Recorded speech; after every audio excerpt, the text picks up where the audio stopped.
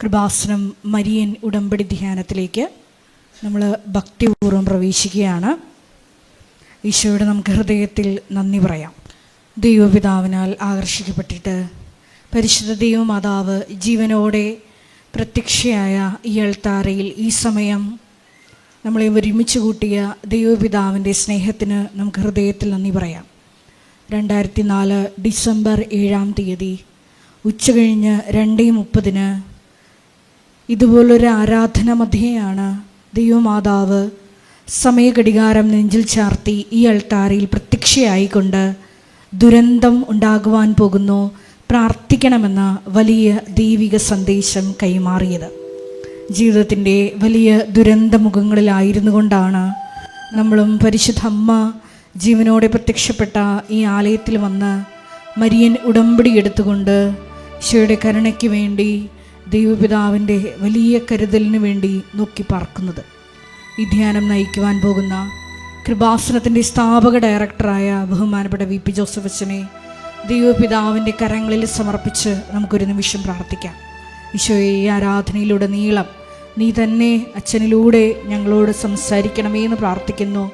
Marian ഉടമ്പടി നിബന്ധനകൾ വിശ്വസ്തതാപൂർവം ദൈവസ്നേഹത്തോടെ പാലിക്കുവാനുള്ള അധിക അഭിഷേകം ഈ ആരാധനയിലൂടെ ഞങ്ങൾക്ക് നൽകണമേ എന്ന് പ്രാർത്ഥിക്കുന്നു. മരിയൻ ഉടമ്പടിയിൽ വന്നുപോയിട്ടുള്ള എല്ലാ പാകപ്പിഴകളും പരിഹരിക്കുവാൻ ഈശോയെ അധിക ബലം ഈ ആരാധനയിലൂടെ ഞങ്ങൾക്ക് നൽകണമേ എന്ന് പ്രത്യേകമായിട്ട് പ്രാർത്ഥിക്കുന്നു.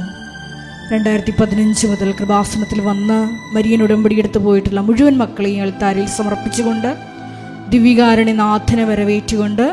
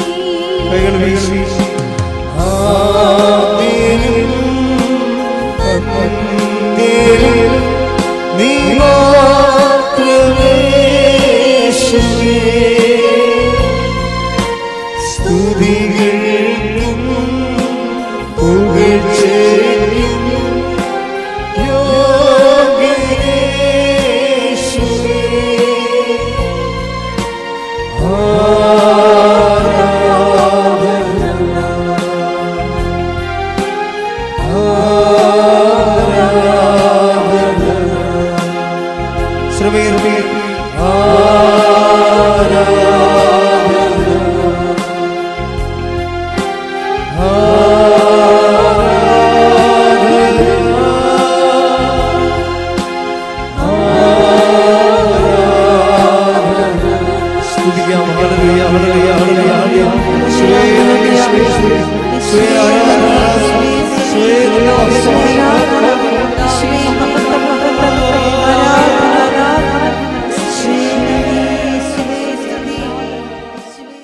പരിശുദ്ധ പരമദിവ്യകാരുണ്യത്തിന് ആരാധനയും സ്തുതിയും പുകഴ്ചയും ഉണ്ടായിരിക്കട്ടെ. പരിശുദ്ധ പരമദിവ്യകാരുണ്യത്തിന് ആരാധനയും സ്തുതിയും പുകഴ്ചയും ഉണ്ടായിരിക്കട്ടെ.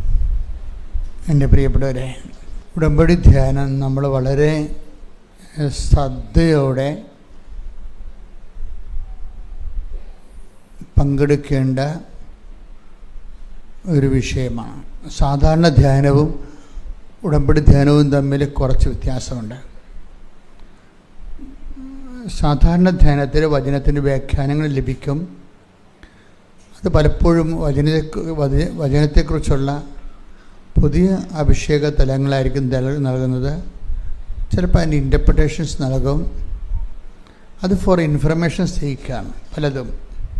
പല ഇൻ്റർപ്രിട്ടേഷൻസും വ്യാഖ്യാനങ്ങളും അത് ഈ പ്രയോഗത്തിൽ വരുമ്പോൾ അതൊരു ഇൻഫർമേഷൻ ലെവലിലാണ് വരുന്നത്. പലപ്പോഴും ഉടമ്പടിയിലെ ഒരു ഇൻഫർമേഷൻ ലെവലല്ല വർക്ക് ചെയ്യണത്, ആപ്ലിക്കേഷൻ ലെവലിലാണ്. അപ്പോൾ ഇൻഫർമേഷൻ എന്ന് പറഞ്ഞാൽ എന്താ? അറിവ്. ഞാൻ എന്ത് ഇംഗ്ലീഷ് പറഞ്ഞാലും മലയാളം പറയാൻ കേട്ടോ. മലയാളം നിങ്ങൾ ശ്രദ്ധിച്ചേക്കണം. അല്ല, നിങ്ങൾക്ക് മനസ്സിലാണില്ലെന്ന് നിങ്ങൾ പറയരുത്. അതൊക്കെ ഇംഗ്ലീഷൊക്കെയാണ് പഠിച്ചു വെച്ചിരിക്കുന്നത്. പറയുമ്പോൾ അതിൻ്റെ മലയാളവും പറയും. അപ്പം അതുകൊണ്ട് ഈ സാധാരണ വചനങ്ങളെല്ലാം ഇപ്പം നമ്മൾ വ്യാഖ്യാനിക്കുമ്പോൾ അതിൻ്റെ ഇൻഫർമേഷൻ ലെവൽ നമ്മുടെ അറിവ് വർദ്ധിക്കും. അത് ഫോർ ഇൻഫർമേഷൻ സേക്കാൻ, അത് അറിവ് കൂടുന്നു. അതനുസരിച്ച് നമ്മൾ ആധ്യാത്മിക പ്രബുദ്ധരാകുന്നു. അതാണ് എൻ്റെ ഉദ്ദേശം. കുറച്ച് ഈടുവെപ്പ്, കുറച്ച് നമ്മുടെ വിശ്വാസ ജീവിതത്തിന് കുറച്ചുകൂടി ആഴം, തൂക്കം, വെയിറ്റ് വെക്കാം. പറന്നു പോകത്തില്ല, അതാണ്. പക്ഷെ ഉടമ്പടി ധ്യാനത്തിൽ വരുമ്പോൾ ഉണ്ടാകുന്ന വിഷയം ആപ്ലിക്കേഷൻ ലെവലാണ്. ആപ്ലിക്കേഷൻ ലെവൽ എന്ന് പറഞ്ഞാൽ എന്താണ്? അപ്ലൈഡ് ബിബ്ലിക്കൽ തിയോളജിയാണ് ഈ പറയണത്. തിയോളജി അല്ല, സ്പിരിച്വാലിറ്റി. അപ്ലൈഡ് ബിബ്ലിക്കൽ സ്പിരിച്വാലിറ്റി എന്ന് പറഞ്ഞു കഴിഞ്ഞാൽ പ്രയോഗാത്മകമായിട്ടുള്ള ബൈബിൾ വിജ്ഞാനീയം. അത് പ്രയോഗിക്കാനുള്ളതാണ്. അല്ലാതെ കേട്ട് പ്രബുദ്ധരാകാനുള്ളതല്ല. പ്രബുദ്ധതയല്ല ഉദ്ദേശം, പ്രയോഗമാണ്. എനിക്ക് ഭയങ്കര സന്തോഷമാണ് ഇപ്പോഴൊക്കെ. എന്താ കാരണം വെച്ച് കഴിഞ്ഞാൽ വളരെ എലൈറ്റ് ഓഡിയൻസ് ഉടമ്പടി അവരുടെ ലെവലിൽ അത് എടുക്കുന്നുള്ളതാണ്. എല്ലാവരും ഉടമ്പടി എടുക്കുന്നുണ്ട്. ഉടമ്പടിയുടെ ഒരു ഗുണമെന്ന് പറയണത് വളരെ വിദ്യാഭ്യാസം കുറഞ്ഞവർക്ക് തൊട്ട് ഏറ്റവും നല്ല വിദ്യാഭ്യാസം ഉള്ളവർക്ക് വരെ ഒരുപോലെ ഒരു റിസൾട്ട് ഉണ്ടാക്കാൻ പറ്റുന്നതാണ്.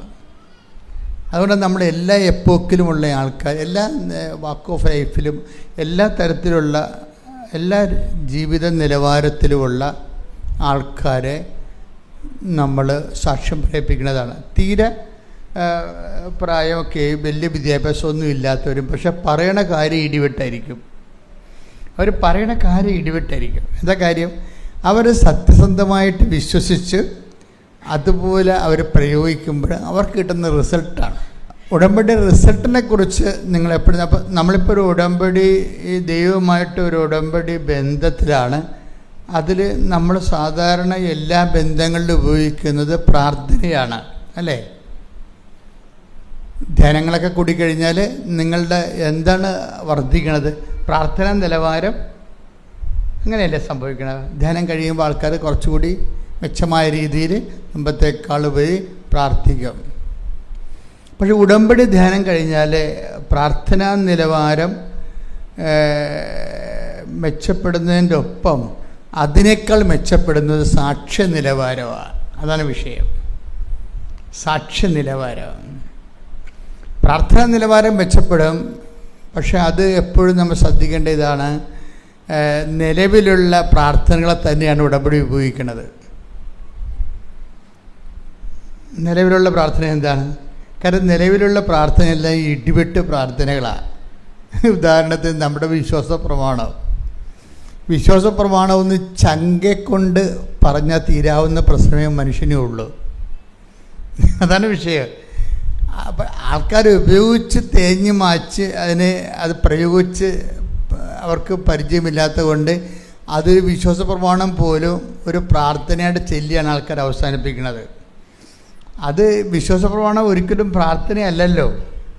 നമ്മൾ ചെല്ലണത് വിശ്വാസ പ്രമാണം ചെല്ലണത് പ്രാർത്ഥനയായിട്ടാണ് ചെല്ലണത്. പക്ഷേ it is not a prayer, it is a proclamation. അതാണ് വിഷയം വരുന്നത്. അതൊരു പ്രാർത്ഥനയല്ല, പിന്നെ എന്താണ്? പ്രഖ്യാപനമാണ്. വിശ്വാസപ്രമാണം ഇപ്പോൾ നമ്മൾ ഈ സ്വർഗസ്ഥനായ പിതാ വിശ്വാസ പ്രമാണം ചൊല്ലിയിട്ടാണ്. അതാണ് ഉടമ്പടിയുടെ പ്രശ്നം. ഉടമ്പടിയിൽ നിലവിലുള്ള പ്രാർത്ഥനകളെയാണ് എടുത്തിരിക്കുന്നത്. എന്തൊക്കെയാണത്? വിശ്വാസ പ്രമാണം, പിന്നെന്താണ് സ്വർഗസ്ഥനായ പിതാവ്, പിന്നെന്താണ് എന്ന് പറഞ്ഞ പറയാം. ഇതിനെ വെട്ടാനുള്ള പ്രാർത്ഥന എവിടെ ആരുണ്ടാക്കാനാണ് ഇതായത്? ഇനി ഈ രണ്ടാമതൊരു ലോകം ഉണ്ടായപ്പോലും ഈ 3 പ്രാർത്ഥനയെ അതിജീവിക്കാൻ പറ്റിയ ഒരു പ്രാർത്ഥന ഉണ്ടാകത്തില്ല. അതുകൊണ്ട് എപ്പോഴും നമ്മൾ ഉപയോഗിക്കണം. നമ്മൾ ചെയ്യണത് തോക്കുണ്ട്, പക്ഷെ നിങ്ങളുടെ ഉന്നം ശരിയാകാത്തതുകൊണ്ടാണ് പ്രശ്നം വരുന്നത്. തോക്ക് വലിയ പവർഫുള്ള റേഞ്ചുള്ള തോക്ക് വാങ്ങിച്ചു വെച്ചിട്ട് കാര്യമില്ല. നമുക്കൊരു പരിശീലന ഉന്നമൊക്കെ വേണം. അവിടെയാണ് മിസ്റ്റേക്ക് സംഭവം. ഉന്നം കിട്ടണില്ലെന്ന് പറഞ്ഞിട്ട് തോക്ക് മാറാൻ പറ്റുക? ആളാണ് മാറേണ്ടത്. തോക്കിന് ഉന്നം കിട്ടണില്ല എന്ന് വിചാരിച്ചുകൊണ്ട് തോക്ക് മാറിയിട്ട് കാര്യമില്ല. അപ്പം അതുകൊണ്ട് ഉടമ്പടിയിൽ ഒരിക്കലും അവൻ്റെ സഭയുടെ അടിസ്ഥാന പ്രാർത്ഥന മാറ്റത്തില്ല. അടിസ്ഥാന പ്രാർത്ഥനയ്ക്ക് പുതിയ ആപ്ലിക്കേഷൻ ലെവൽ പറഞ്ഞു കൊടുക്കുകയുള്ളൂ. കാര്യം ഉടമ്പടിയുമായിട്ട് യോജിച്ച് പോകുന്നതാണ് ഇതെല്ലാം. ഏതാണ്? വിശ്വാസ പ്രമാണം. വിശ്വാസ പ്രമാണത്തിൽ എന്താണ്? നമ്മൾ വിശ്വാസം പ്രഖ്യാപിക്കുകയാണ്. വിശ്വാസ പ്രഖ്യാപനം എന്ന് പറയണത് വിശ്വാസം എന്തിന് ഉള്ളതാണെന്ന് ചോദിച്ചു കഴിഞ്ഞാൽ വിശ്വാസം പ്രഖ്യാപിക്കാനുള്ളതാണ്. വിശ്വാസം പ്രഖ്യാപിക്കാനുള്ളതാണ്. നമ്മുടെ രക്ഷയുടെ തന്നെ സമവാക്യങ്ങളിലെ പ്രാർത്ഥനയല്ല ഉള്ളത്. പിന്നെ എന്താണ്? ഇപ്പം രക്ഷാനുഭവം ഇല്ലേ? ക്രിസ്തു അനുഭവത്തിന്, ഈ ക്രിസ്തു അനുഭവത്തിൻ്റെ മെക്കാനിസം എന്താ? ഒരു വ്യക്തി ക്രിസ്തുവിനെ അനുഭവിക്കണം. നമ്മളതാണല്ലോ നോക്കുന്നത്. ഒരു പർട്ടിക്കുലർ സബ്ജക്റ്റിൽ എങ്ങനെ ക്രിസ്തുവിനെ അതിൻ്റെ അകത്ത് ഇംപ്ലിമെൻ്റ് ചെയ്യണത്, ഒരു വിഷയത്തെ ക്രിസ്തുവിനെ എങ്ങനെ അതിൻ്റെ അകത്ത് ഉൾപ്പെടുത്തണത്, അതിന് നമ്മളെ സഹായിക്കുന്നത് പ്രാർത്ഥനയേക്കാളുപരി പ്രഖ്യാപനങ്ങളാണ്. പ്രഖ്യാപനം എന്താണ്? പ്രഖ്യാപനം 10:9 എപ്പോഴും ഓർത്തേക്കണം. റോമ 10:9 എടുത്തേ. റോമ 10:9 ആകയാൽ യേശു കർത്താവാണ് എന്ന് അധരം കൊണ്ട് ഏറ്റുപറയുകയും ദൈവം അവനെ മരിച്ചവരിൽ നിന്ന് ഉയർപ്പിച്ചു എന്ന് ഹൃദയത്തിൽ വിശ്വസിക്കുകയും ചെയ്താൽ നീ രക്ഷ പ്രാപിക്കും. ക്രിസ്തുവിനെ പ്രഖ്യാപനം ചെയ്യുമ്പോൾ എന്താണ് പ്രഖ്യാപനം ചെയ്യണമെന്ന് നമ്മൾ ആദ്യം അറിയണം. പുതിയ ആൾക്കാർക്ക് വേണ്ടി, പഴയ ആൾക്കാർക്ക് ഇത് അറിയാവുന്നതാണ് എൻ്റെ ധാരണ കേട്ടോ. നമ്മൾ പ്രഖ്യാപിക്കുന്നത് എന്താണെന്ന് നമുക്ക് അറിയണം. എന്താണ് നമ്മൾ രക്ഷാനുഭവത്തിന് വേണ്ടി? രക്ഷാനുഭവം എന്ന് പറഞ്ഞാൽ എന്താണ്? രക്ഷ എന്ന് പറഞ്ഞാൽ എന്താ? ക്രിസ്തു തന്നെയാണ്. അതാണ് നമ്മൾ ലൂക്ക 2:30 എപ്പോഴും വായിക്കുന്നത്. സകല ജനതകൾക്കും വേണ്ടി അങ്ങ് ഒരുക്കിയിരിക്കുന്ന രക്ഷ എന്റെ കണ്ണുകൾ കണ്ടു കഴിഞ്ഞു. അപ്പോൾ ക്രിസ്തുവിനെ, ഉണ്ണീശോയെ ശിമയോൻ എന്ന ദീർഘദർശി കയ്യിലെടുക്കുമ്പോൾ പരിശുദ്ധാത്മാവ് അദ്ദേഹത്തിന് കൊടുക്കുന്ന നോട്ടാണത്. എന്താണ്? ഇനി ഈ ദാസനെ സമാധാനത്തോടെ പറഞ്ഞു വിടണമേ. അത് മരിക്കാനായിരിക്കില്ല, 90 വയസ്സുള്ള ആളാണ്. ഇപ്പം ഈ ആളെ കാണാൻ വേണ്ടി വെച്ചുകൊണ്ടിരുന്നതാണ് ദൈവം. കാര്യം ഈ പ്രഘോഷണത്തിനൊരു പ്രശ്നമുണ്ട്. ഈ പ്രഘോഷണത്തിനൊരു പ്രശ്നമുണ്ട്. പ്രഘോഷണം ഒരേ സമയം തന്നെ പരിചയപ്പെടുത്തലാണ്. മനസ്സിലായില്ലേ? ഈ പ്രഘോഷണം ഒരേ സമയം തന്നെ ഉദ്ദേശിക്കുന്നത് എന്താണ്? പരിചയപ്പെടുത്തലാണ്. ഇപ്പം ഈ പ്രഘോഷണം ആർക്കും കയറി പ്രഘോഷണം ചെയ്യാൻ പറ്റത്തില്ല. അതിന് ദൈവത്തിൻ്റെ ഒരു മുദ്രയൊക്കെ വേണം. അതുകൊണ്ട് നമ്മളെപ്പോഴും അതുകൊണ്ട് ശിമയോനെ വെച്ചുകൊണ്ടിരുന്നതാ. മരിക്കാൻ പോയിരുന്നു, നേരത്തെ വെന്റിലേറ്ററിൽ കിടന്ന ആളാണ്. ദൈവം അങ്ങനെ ജീവൻ കൊടുത്തിട്ടിരിക്കുകയാണ്. എന്തിനാണ്? ഇയാളെപ്പോലെ യോഗ്യതയുള്ള ആൾ ക്രിസ്തുവിനെ പരിചയപ്പെടുത്താൻ ആളില്ല. അതുകൊണ്ട് ഈ മനുഷ്യന് വയസ്സ് 90-95 കഴിഞ്ഞെങ്കിലും വെച്ചുകൊണ്ടിരിക്കുകയാണ്. എന്തിനാണ്? അതാണ് പറയണത്, ഇനി ഈ ദാസനെ സമാധാനത്തോടെ വിട്ടയക്കണമേ. പിടിച്ചു വെച്ചോണ്ടിരിക്കുന്നുണ്ട്. വിട്ടയക്കണം എന്നല്ല സമയം പറയണത്. ഇനി ഈ ദാസൻ എന്ന് വായിച്ചത് ശ്രദ്ധിക്കട്ടെ. ഹല്ലേലൂയ. ലൂക്ക 2:29. ലൂക്ക 2:29. കർത്താവേ അവിടുത്തെ വാഗ്ദാനമനുസരിച്ച് ഇപ്പോൾ ഈ ദാസനെ സമാധാനത്തിൽ വിട്ടയക്കണമേ. പിടിച്ചു വെച്ചോണ്ടിരിക്കരുതെന്ന് മനസ്സിലായില്ലേ? പിടിച്ചു വെച്ചുകൊണ്ടിരിക്കരുതെന്ന് ഇയാളാ. എന്തിനാണ്? ഈ ആൾ മാത്രമേ ആ തലമുറയിൽ ക്രിസ്തുവിനെ പരിചയപ്പെടുത്താൻ പറ്റിയ ആളുള്ളൂ. അത് ഭയങ്കര സീരിയസ് വിഷയമാണ്. നമ്മൾ ഈ ഉടമ്പടി എടുത്തിട്ട് നമ്മൾ ഉദ്ദേശിക്കുന്നത് ഒരു കാര്യം, ക്രിസ്തുവിനെ പരിചയപ്പെടുത്താൻ പറ്റിയ ഒരു ക്വാളിറ്റേറ്റീവ് ചേഞ്ച് ഉണ്ടാകണം. എല്ലാവർക്കും ക്രിസ്തുവിനെ പരിചയപ്പെടുത്തിയാൽ ഏക്കത്തില്ല. എല്ലാവരും ക്രിസ്തുവിനെ പരിചയപ്പെടുത്തിയാൽ ഏക്കത്തില്ല. അപ്പം നമ്മുടെ മുമ്പിലുള്ള ഉടമ്പടി ഉയർത്തുന്ന ഒരു വെല്ലുവിളി, നമ്മൾ തന്നെ ക്രിസ്തുവിനെ പരിചയപ്പെടുത്താനുള്ള ഒരു അഭിഷേകം മേടിക്കണം. കാര്യം കർത്താവ് തന്നെ പറഞ്ഞിട്ടുണ്ട്. എന്താണ്? ദൈവവചനം കേൾക്കുന്നതിന് അവിടെ അധരങ്ങൾ തുറന്നുവന്ന്. ദൈവവചനം കേൾക്കുന്നതിന് ഈ എമ്മാവസ്ഥയ്ക്ക് പോയ ശിഷ്യന്മാരുടെ ഭാഗങ്ങളിലെ കർത്താവിൻ്റെ വചനം കേൾക്കുന്നതിന് അവിടെ അന്തരംഗത്തെ തുറക്കുന്നുണ്ട്. നമ്മൾ ഈ ശിമയോനെ പോലെ ഒരു ദൈവത്തിൻ്റെ ഒരു പ്രത്യേക അഭിഷേകം നമ്മൾ നേടിയെടുക്കണം. അത് നമുക്കിപ്പോൾ അറിയാമെന്നും പറഞ്ഞുകൊണ്ട് മറ്റുള്ളവർ പറയാമെന്ന് വെച്ച് കഴിഞ്ഞാൽ പറയാം. പക്ഷേ ഫലമുണ്ടാകുന്നത് വേറൊരു വിഷയമാണ്. ഫലമുണ്ടാകണമെന്നുണ്ടെങ്കിൽ നമുക്കതിനുള്ള അഭിഷേകം കിട്ടണം. അതിനുള്ള അഭിഷേകം അത് നമ്മൾ ആർജിക്കണത് നമ്മളുടെ ദൈവസ്നേഹത്തിൽ നിന്നാണ് ആർജിക്കണത്. വിശ്വാസത്തിൽ നല്ല ആർജിക്കണത്. വിശ്വാസം അതിൻ്റെ ഒരു ആദ്യ പടിയാണ്. വിശ്വാസം വർദ്ധിച്ചു കഴിയുമ്പോൾ പിന്നെ പ്രത്യാശയിലേക്ക് വളർന്നിട്ട് വ്യക്തിക്ക് ഈശോയോട് പ്രത്യേക സ്നേഹം തോന്നും. ഈ സ്നേഹം തോന്നുമ്പോൾ ഈശോ കൊടുക്കുന്ന ഒരു വരമാണ് ഇത് മറ്റുള്ളവരോട് പറയാനുള്ള ഒരു അനുഗ്രഹം.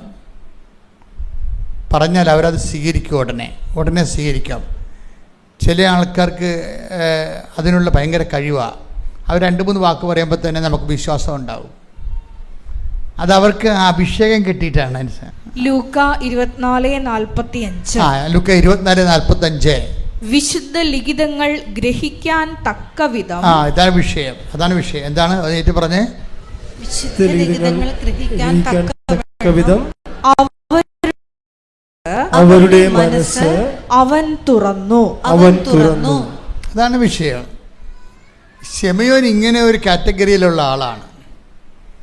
ശിമയോനാണ് ഈശോനെ ഒഫീഷ്യലായിട്ട് ഇൻട്രൊഡ്യൂസ് ചെയ്യണത്. ആർക്കും കയറി ഇൻട്രൊഡ്യൂസ് ചെയ്യാൻ പറ്റത്തില്ല. ഒഫീഷ്യൽ ഇൻട്രൊഡ്യൂസറാണ്.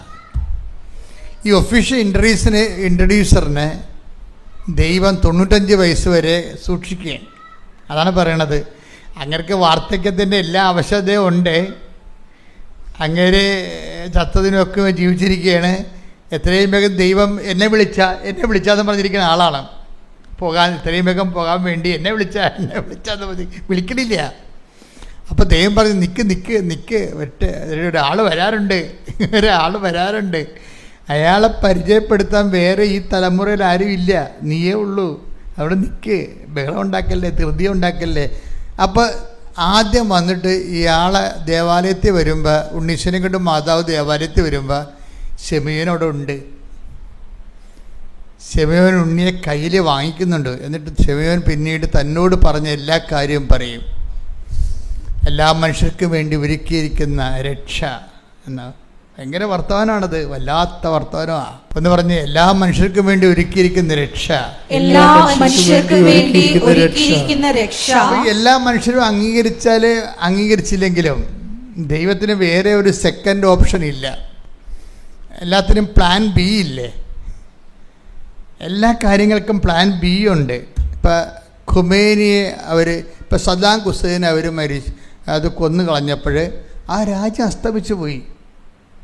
അപ്പോൾ ഇറാൻകാർക്കത് മനസ്സിലായി, ഖൊമൈനിയെ തട്ടു എപ്പോഴായാലും, പക്ഷേ രാജ്യം അസ്തമിക്കരുത്. അതുകൊണ്ട് ഇറാൻ അവർ 33 ഭാഗങ്ങളായിട്ട് തിരിച്ചിട്ട് 33 മലകളുടെ അടിയിൽ സ്വന്തമായിട്ട് സൈനിക കമാൻഡ് കൊടുത്തിട്ട് എങ്ങാനും പ്രസിഡൻ്റ് തട്ടിപ്പോയാൽ അപ്പോഴെല്ലാവരും പ്രസിഡൻ്റ് ആകണമെന്ന് പറഞ്ഞിരിക്കണേ. നിങ്ങൾക്ക് സ്വന്തമായിട്ട് തീരുമാനിക്കാം, സ്വന്തമായിട്ട് യുദ്ധം ചെയ്യാം. അതാണ് പ്ലാൻ ബി എന്ന് പറയണത്. പ്ലാൻ ബി, ആ പ്ലാൻ ബി ആണ് ഇപ്പോൾ വർക്ക് ചെയ്തിരിക്കുന്നത്. അതുകൊണ്ടാണ് പല ശക്തൻ രാജ്യങ്ങളും വെള്ളം കുടിക്കേണ്ട കാര്യം അതാണ്. പ്ലാൻ ബി വർക്ക് ചെയ്യുകയാണ്. എവിടുന്ന് എപ്പം മിസൈൽ വരുമെന്ന് ആർക്കും അറിയാൻ പറ്റത്തില്ല. പക്ഷെ ദൈവം രക്ഷയ്ക്ക് വേണ്ടി ഇങ്ങനെ ഒരു പ്ലാൻ ബി വെച്ചിട്ടില്ല. അതാണ് പ്രശ്നം. Whether you admit or not, that is your problem. ആ ദൈവത്തിൻ്റെ പ്രശ്നമല്ല. നിങ്ങളത് അംഗീകരിക്കുന്നുണ്ടോ ഇല്ലയോ, അത് നിങ്ങളുടെ ശാപമോ അനുഗ്രഹമോ ആണ്. മറിച്ച് ദൈവം ഒരു പ്ലാൻ ബി വെച്ചിട്ടില്ല. പ്ലാൻ എ മാത്രമേ ഉള്ളൂ. അതാണ് എന്താ പറയണത്? എല്ലാ മനുഷ്യർക്കും വേണ്ടി ഒരുക്കിയിരിക്കുന്ന, പറഞ്ഞേ, എല്ലാ മനുഷ്യർക്കും വേണ്ടി ഒരുക്കിയിരിക്കുന്ന, അത് ഒന്നുകൂടി അർത്ഥം പറഞ്ഞേ, എല്ലാ മനുഷ്യർക്കും വേണ്ടി ഒരുക്കിയിരിക്കുന്ന രക്ഷ എന്റെ കണ്ണുകൊണ്ട് കണ്ടിരിക്കുന്നു. ഇനി എന്താ ചെയ്യേണ്ടത്? ഇനി ഈ ദാസനെ എൻ്റെ ദൗത്യം തീർന്നു. അതുകൊണ്ട് ഇനി എന്നെ സമാധാനത്തിലൂടെ നീ എന്നെ തിരിച്ചു വിളിക്കണം. ശിമോന്റെ വിശ്വാസമൊക്കെ എന്നാ ഒരു വിശ്വാസമാണ്. തിരിച്ചു വിളിക്കാൻ അങ്ങോട്ട് പറയുകയാണ്, എൻ്റെ ദൗത്യം തീർന്നു, ഇനി എന്നെ സമാധാനത്തോടെ അങ്ങ് തിരിച്ച് വിളിക്കണമേ. പക്ഷെ സമയം പറയണേ എന്താ? ഈ ശിശു എല്ലാ മനുഷ്യർക്കും വേണ്ടിയുള്ള രക്ഷയാണ്. ഇപ്പം രക്ഷ എന്ന് പറയുന്ന ഈ സിംഗിൾ പ്ലാൻ എന്താ വിഷയം? അതെന്താണ്? നമ്മൾ യേശു കർത്താവാണെന്നുള്ളതാണ്. യേശു കർത്താവാണ്. പിന്നെന്താണ്? നമ്മൾ ഏറ്റുപറയണ എന്ത് സംഭവമാണ്? യേശു കർത്താവാണെന്ന് അധരം കൊണ്ട് ഏറ്റുപറയുകയും, പിന്നെന്താണ്? ദൈവം അവനെ മരിച്ചെന്ന് ഉയർപ്പിച്ചെന്ന് ഹൃദയത്തിൽ വിശ്വസിക്കുകയും ചെയ്യും. അപ്പം ഹൃദയം ഇതിൻ്റെ അകത്തൊരു പ്രധാനപ്പെട്ട വിഷയമാണ്. ഹൃദയത്തിൻ്റെ ജോലി എന്താ? ഇങ്ങനെ മിടിച്ചുകൊണ്ടിരിക്കണ മാത്രമല്ല, ഹൃദയത്തിന് വേറെ ഒരു ജോലിയുണ്ട്. എന്താ ഹൃദയത്തിൻ്റെ ജോലി? ദൈവം അവന് മരിച്ചോ ഉയർപ്പിക്കണം. അതാണ് വിഷയം. ഹൃദയത്തിൻ്റെ ജോലി എന്ന് പറയുന്നത് ആ ബയോളജിക്കൽ ഫങ്ഷനാണ് മിടിച്ചുകൊണ്ടിരിക്കുക എന്നുള്ളത്. മിടിച്ചുകൊണ്ടിരിക്കുക. അതിൻ്റെ സ്പിരിച്വൽ ഫങ്ഷൻ എന്താ? ഹൃദയത്തിനൊരു ആധ്യാത്മികമായ ദൗത്യമുണ്ട്. അതെന്താണ്? ദൈവം അവനെ മരിച്ചോ ഉയർപ്പിക്കുക. കൈയടിച്ച് ശ്രുതികട്ടെ. ഹല്ലേലൂയ.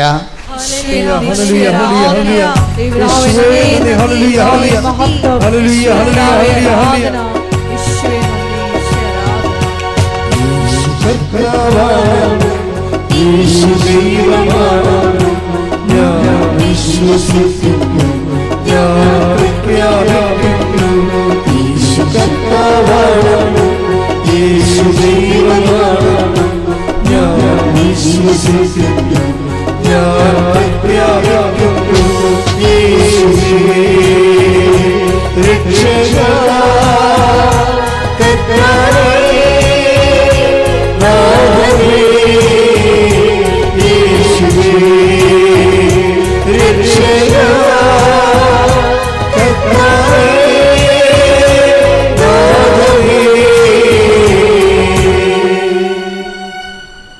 പരിശുദ്ധ പരമദിവ്യകാരുണ്യത്തിന് ആരാധനയും സ്തുതിയും പുകഴ്ചയും ഉണ്ടായിരിക്കട്ടെ. ഈ ഹൃദയത്തിൻ്റെ ദൗത്യമില്ലേ, സ്പിരിച്വൽ ഫങ്ഷൻ, ആധ്യാത്മിക ദൗത്യം, ഹൃദയത്തിൻ്റെ ബയോളജിക്കൽ ദൗത്യം എന്താണെന്ന് പറഞ്ഞാൽ, ജീവശാസ്ത്രപരമായ ദൗത്യം, അതൊരു മോട്ടറാണ്. ആ മോട്ടറാണ് ബ്ലഡ് പമ്പ് ചെയ്യണത്. അതാണ് ദൗത്യം. പമ്പിങ് നടത്താൻ വേണ്ടിയാണ് തലച്ചോറ് തൊട്ട് താഴെ വരെ ഇത് പമ്പിങ് നടത്തുകൊണ്ടിരിക്കുക. അതിൻ്റെ ബയോളജിക്കൽ ദൗത്യം അതാണ്. ഹൃദയത്തിൻ്റെ ആധ്യാത്മിക ദൗത്യം എന്താണ്? യേശു കർത്താവാണെന്ന് ഏറ്റുപറയുക എന്നാണ് ഹൃദയം. പിന്നെ എന്താണ്? ദൈവം അവനെ മരിച്ചുവെന്ന് ഉയർപ്പിച്ചെന്ന്. അതാണ് ഹൃദയത്തിൻ്റെ പക്കാ ദൗത്യം എന്ന് പറയുന്നത്. ദൈവം അവനെ മരിച്ചുവെന്ന് ഉയർപ്പിച്ചു. അതുകൊണ്ടാണ് ദൈവവചനം കേൾക്കുന്നതിന് അവിടെ ഹൃദയത്തെ അവൻ 24:45 വായിച്ച് ശ്രുതിക്കട്ടെ. ഹല്ലേലൂയ. ലൂക്കാ 24:45. വിശുദ്ധ ലിഖിതങ്ങൾ ഗ്രഹിക്കാൻ തക്കവിധം. അതാണ് വിശുദ്ധ ലിഖിതങ്ങൾ. വിശുദ്ധ ലിഖിതങ്ങൾ ഗ്രഹിക്കാൻ തക്കവിധം അവരുടെ മനസ്സ് അവൻ തുറന്നു. അപ്പൊ ഹൃദയം ഇങ്ങനെ തുറക്കണതിൻ്റെ ഉദ്ദേശം എന്ന് പറഞ്ഞാൽ എന്താണ്? വിശുദ്ധ ലിഖിതങ്ങളെ ഗ്രഹിക്കുകയാണ്. വിശുദ്ധ ലിഖിതങ്ങൾ എന്താ ഗ്രഹിക്കേണ്ടത്? ദൈവം അവനെ മരിച്ചവരെന്ന് ഉയർപ്പിച്ചു. അതാണ് സംഭവം. അതാണ് രഹസ്യം. വിശുദ്ധ ലിഖിതങ്ങൾ രഹസ്യം അതാണ്. എന്താണ് ഇപ്പം ഈശോ എമ്മാവൂസിലേക്ക് പോയ ശിഷ്യന്മാർ നാടുവിട്ടു പോയ പാർട്ടിയാണേ. എമ്മാവൂസിലേക്ക് ലൂക്കാ 24:45 വായിച്ചില്ലേ? ആ 2 കക്ഷികളെ, ക്ലയോഫാസും വേറൊരു ശിഷ്യനും കൂടി പോവുകയാണ്, എമ്മാവൂസിലേക്ക് പോവുകയാണ്. എന്താ സംഭവിച്ചിരിക്കണത്? നാട് വിട്ടുപോയ കക്ഷികളാണ് ഇവർ. എന്തിനാണ് നാട് വിട്ടുപോയത് ഇവർ? ക്രിസ്തു ക്രൂശിക്കപ്പെട്ടു എന്ന് മാത്രം ഓർത്തുകൊണ്ട് എല്ലാം തീർന്നുവെന്നും പറഞ്ഞു പോയ ആൾക്കാരാണ്. ക്രിസ്തു ക്രൂശിക്കപ്പെട്ടു എന്ന് മാത്രം അറിയാം അയാൾക്ക്. അതായത് ക്രിസ്തു ക്രൂശിക്കപ്പെട്ടു, മരിച്ചു, കുരിശിൽ മരിച്ചു. അവർ ഒരു പൊളിറ്റിക്കലായിട്ട്, രാഷ്ട്രീയമായിട്ടുള്ള ഒരു പ്രത്യാശ പ്രകടിപ്പിച്ച് യഹൂദന്മാരെ റോമാക്കാരിൽ നിന്ന് രാഷ്ട്രീയമായിട്ട് മോചിപ്പിക്കുമെന്നൊക്കെ വിചാരിച്ച ആൾ മരിച്ചു. അപ്പോൾ അവരുടെ രാഷ്ട്രീയ സ്വപ്നം തകർന്നു. അവർ നാട് വിട്ടു പോവുകയാണ്, എമ്മാവൂസിലേക്ക് പോവുകയാണ്. അവർ പോകുമ്പോൾ ആണ് ഒരു വഴിയാത്രക്കാരൻ കൂടെ കൂടുന്നത്. ആ വഴിയാത്രക്കാരൻ കൂടെ കൂടിയിട്ട്, നിങ്ങൾ എന്തിനാണ് ഇങ്ങനെ ദുഃഖിതരായിരിക്കണത്, എന്തിനാണ് നാട് വിട്ട് പോണത് എന്നൊക്കെ ചോദിച്ച് ഇവരെ കൗൺസിൽ ചെയ്യണമാണ് ഇവരെ. അപ്പോൾ അവർ കാര്യങ്ങളൊക്കെ പറയും. ഈ ദിവസങ്ങളിൽ ജെറുസലേമിൽ നടന്ന കാര്യങ്ങളെക്കുറിച്ച് ഒരു ഐഡിയയും ഇല്ലാത്തയാൾ, നീ ഈ നാട്ടുകാരനല്ലേന്ന് ചോദിക്കും വഴിയാത്രക്കാരനോട്. ഈ നാട്ടുകാരൻ. അപ്പോൾ ഈശോ അറിയാത്ത മട്ടും ചോദിക്കും, എന്ത് സംഭവമാണ്? അപ്പോൾ ഇങ്ങനെ പറയും, ഞങ്ങളുടെ നസ്രായന യേശു മനുഷ്യരുടെ മുമ്പിൽ വാക്കിലും പ്രവൃത്തിയിലും മിശിഹ രക്ഷകനായിട്ട് ഞങ്ങൾ കരുതി. പക്ഷെ ഞങ്ങളുടെ പുരോഹിതന്മാർ, അധികാരികളും അവനെ കൊന്നു. ഇത് 3-ാം ദിവസമാണ്. അപ്പോഴാണ് ഈശോ ഒരു ചോദ്യം ചോദിക്കണത്. എന്താ ചോദിക്കണത്? വിശുദ്ധ ലിഖിതങ്ങൾ അറിയാത്ത മന്ദബുദ്ധികളെ. അതാണ് വിഷയം. Take the word of God. ശ്രുതികട ഹല്ലേലൂയ. ലൂക്കാ 24:25. അപ്പോൾ അവൻ അവരോട് പറഞ്ഞു, ഭോഷന്മാരെ, പ്രവാചകന്മാർ പറഞ്ഞിട്ടുള്ളത് വിശ്വസിക്കാൻ കഴിയാത്ത വിധം ഹൃദയം മന്ദീഭവിച്ചവരെ, ക്രിസ്തു ഇതെല്ലാം സഹിച്ച് മഹത്വത്തിലേക്ക് പ്രവേശിക്കേണ്ടിയിരുന്നില്ലേ? അപ്പൊ ഈ സഹനം പറഞ്ഞിട്ട് ഉടനെ എന്താ പറയണത്? മിശിഹ ഇതെല്ലാം സഹിച്ച് മഹത്വത്തിലേക്ക് പ്രവേശിക്കേണ്ടിയിരുന്നില്ലേ? അപ്പോൾ എന്താണ് ചോദ്യം? ഹൃദയം മന്ദീഭവിച്ചിരിക്കുകയാണ്. ക്രിസ്തുവിനെക്കുറിച്ചുള്ള പരമമായ പ്രവാചക രഹസ്യങ്ങളും വെളിപാടുകളും അറിയാത്തവരെ അറിഞ്ഞിട്ട് അംഗീകരിക്കാത്തവരെ ബൈബിള് മന്ദബുദ്ധികളെന്നാണ് വിളിക്കണം. മന്ദബുദ്ധികളെന്ന് വിളിച്ചാൽ കേട്ടില്ലേ? മന്ദബുദ്ധികളെ എന്താണ്? ക്രിസ്തു ഇതെല്ലാം സഹിച്ച് ബൈബിൾ വായിക്കണേ എന്തിനു വേണ്ടിയാ? ബൈബിൾ വായിക്കണ ബൈബിൾ ക്വിസിന് പങ്കെടുത്തിട്ട് സ്റ്റേറ്റിൽ 1ാം റാങ്ക് മേടിക്കാനാണ്. ബൈബിളൊക്കെ ഈ രീതിയിലാണ് ഇപ്പോൾ പഠിപ്പിക്കണമെന്നേ ഉള്ളൂ. ബൈബിൾ ക്വിസിനുള്ളതല്ല. ബൈബിള് രക്ഷയുടെ രഹസ്യങ്ങൾ മനസ്സിലാക്കി അല്ല പദങ്ങൾ ഓർത്തിരിക്കാൻ. ഞങ്ങളെ പണ്ട് ഞാൻ ഫിലോസഫിയിൽ 1ാം കൊല്ലം ചെല്ലുമ്പോൾ ബാക്ക്ഗ്രൗണ്ട് ദി ബൈബിൾ എന്നും പറഞ്ഞൊരു കോഴ്സ് ഉണ്ടായിരുന്നു. Background the Bible. അപ്പം ഞാനാണെങ്കിൽ ഇങ്ങനെ ബൈബിള് പഠിക്കാൻ വേണ്ടി കൊതിച്ചിരിക്കുകയാണ്. അപ്പോഴൊരു ബൈബിളിൽ ഡോക്ടറേറ്റ് എടുത്തൊരു അച്ഛൻ വന്നിട്ട് ബാക്ക്ഗ്രൗണ്ട് ദി ബൈബിൾ പഠിപ്പിക്കും. അപ്പോൾ പഠിപ്പിക്കണത് എന്താണ്? ലേക്ക് കുലയെന്ന് പറഞ്ഞ തടാകമുണ്ട്. അതിൽ നിന്നാണ് ജോർദാൻ നദി വരണത്. അതിൻ്റെ അകത്ത് ഇത്ര ഗാലം വെള്ളമുണ്ടെന്ന്. ഞാൻ തന്നെ ഓർത്ത് മണ്ണാങ്കട്ട വല്ല കഥയുണ്ട്. വെറുതെ ഇവിടെ വന്ന് പണി മേടിച്ചല്ലെന്ന് ഓർത്ത്. ഇതല്ല ബൈബിള്. ബൈബിളെന്ന് പറയുന്നത് ജിയോഗ്രഫി അല്ല. അതിൻ്റെ പിന്നിലെല്ലാം കടന്നു പോകുന്ന ദൈവികമായ പദ്ധതിയുണ്ട്. മന്ദബുദ്ധികളെ, പ്രവാചക വചനങ്ങൾ മനസ്സിലാക്കാൻ കഴിവില്ലാതിരുന്നവരെ എന്താണ്? ക്രിസ്തു ഇതെല്ലാം സഹിച്ച് മഹത്വത്തിലേക്ക് കരയേറേണ്ടത് ആവശ്യമായിരുന്നില്ലേ? അപ്പം ചില സഹനങ്ങൾ നമുക്ക് ആവശ്യമാണെന്നുള്ളതാണ് ബൈബിളിൻ്റെ ഒരു നിലപാട്. നമ്മൾ തട്ടിക്കളയാൻ നോക്കേണ്ട കാര്യമില്ല. ചില സഹനങ്ങളെ തട്ടിക്കളഞ്ഞാൽ പോണ സഹനങ്ങളുണ്ട്, പോകാത്ത സഹനങ്ങളുണ്ട്. സഹനങ്ങളെ 2 തരത്തിൽ നമുക്ക് തിരിക്കാം അല്ലേ? സഹനങ്ങളെ 2 തരത്തിൽ തിരിക്കാം. തട്ടിക്കളഞ്ഞാൽ പോകുന്ന സഹനങ്ങൾ. അങ്ങനെ പോകുന്ന സഹനങ്ങളെ തട്ടിക്കളയണം തന്നെയാണ് എൻ്റെ അഭിപ്രായം. തട്ടിക്കളഞ്ഞാലും പോകാത്ത സഹനങ്ങളുണ്ട്. അതെന്തിനുള്ളതാണ്? അത് മഹത്വത്തിനുള്ളതാണ്, നിത്യതയ്ക്ക് വേണ്ടിയുള്ളതാണ്. അത് നമ്മൾ വളരെ ശ്രദ്ധിച്ച് വേണം എടുക്കാൻ. സഹനം 2 വിധമാണ്. തട്ടിക്കളഞ്ഞാൽ പോകുന്ന സഹനങ്ങളുണ്ട്, തട്ടിക്കളഞ്ഞാലും പോകാത്ത സഹനമുണ്ട്. ഈ തട്ടിക്കളഞ്ഞാലും പോകാത്ത സഹനങ്ങൾ ഈശോ തട്ടി വീഴുന്നൊരു വീഴ്ച ഉണ്ട്. ഗെത്സേമനിൽ വെച്ച് പിതാവേ സാധ്യമെങ്കിൽ, അതാണ്. അപ്പോൾ സാധ്യമാകാത്തത് കൊണ്ട് സാധ്യമാകുന്ന സഹനങ്ങളുണ്ട്. സഹനം 2 വിധമുണ്ടെന്ന് ആരാ നമ്മളോട് പറയണത്? ഈശോ തന്നെ പറഞ്ഞത് അല്ലേ? ഈശോ എന്താ പറഞ്ഞത്? പിതാവേ സാധ്യമെങ്കിൽ ഈ പാനപാത്രം എന്നെ കടന്നു പോകട്ടെ. അപ്പം എന്താണ്? സാധ്യമല്ലെങ്കിൽ അങ്ങയുടെ ഇഷ്ടം നിറവേറട്ടെ. അപ്പോൾ ഈ സാധ്യമല്ലാത്ത സഹനങ്ങൾ, മാറ്റിക്കളയാൻ സാധ്യമല്ലാത്ത സഹനങ്ങളെയാണ് എന്തിനെടുക്കണത്? നമ്മൾ എന്തെന്ന് വിളിക്കണത്? കുരിശെന്ന് വിളിക്കണത്. പിടികിട്ടണ്ട. തട്ടിക്കളഞ്ഞാൽ അപ്പോഴേ ഈ കുരിശ് ആര് നിശ്ചയിക്കും? ദൈവം നിശ്ചയിക്കും. നമ്മൾ നിശ്ചയിക്കുമ്പോൾ കുരിശാകും. അതാണ് വിഷയം. ദൈവം നിശ്ചയിക്കും. ദൈവമാണല്ലോ ഈശോയ്ക്ക് കുരിശ് നിശ്ചയിച്ചിരിക്കണത്. അതിനോട് അത് കുരിശായിട്ട് ഈശോയ്ക്ക് തോന്നുന്നത് എപ്പോഴാണ്? ഈശോയും അത് കുരിശായിട്ട് അംഗീകരിക്കും. അവിടെ വെച്ചാണ് കുരിശിന് അഭിഷേകം കിട്ടുന്നത്. നമുക്ക് കുരിശിന് അഭിഷേകം മേടിക്കാൻ പറ്റും. ഇപ്പം ചില ഭാര്യമാർ ഇവിടെ വന്നിട്ട് എന്നോട് പറയും, അപ്പോൾ അവിടുന്ന് ചീട്ട് വാങ്ങിക്കും. രേഖ വേണമല്ല, രേഖ വേണമല്ല. അവിടുന്ന് നിങ്ങൾ പറയുന്ന കാര്യത്തിന് ആൾക്കാരെ രേഖ കാണിക്കണ്ടേ? എനിക്ക് ആ രേഖ മാതാവിനെ കാണിക്കാൻ വേണ്ടിയുള്ളതാണ്. ചിലതിന് രേഖ ഉണ്ടാകത്തില്ല. അപ്പോൾ ഞാൻ ചീട്ട് നോക്കി, രേഖ ഒന്നും ഇല്ലേ? ചീട്ട് നോക്കുമ്പോൾ ഭർത്താവിൻ്റെ സംശയത്തിൽ എന്ത് രേഖ കിട്ടാനാണ്? ഭർത്താവിൻ്റെ സംശയമാണ് പ്രശ്നം. അതിന് രേഖ ആര് തരും? അങ്ങനെ തരുക. അതാണ് പ്രശ്നം. ഇവർ തരുമെന്ന് പറഞ്ഞാൽ സംശയം ഇവർക്കാണ് അവർക്കാണെന്ന് എങ്ങനെ അറിയാൻ പറ്റും? അപ്പം അതിന് രേഖയില്ല. ഇപ്പം ഇവരാണ് പറയണത് ഭർത്താവിന് സംശയ രോഗമാണെന്ന്.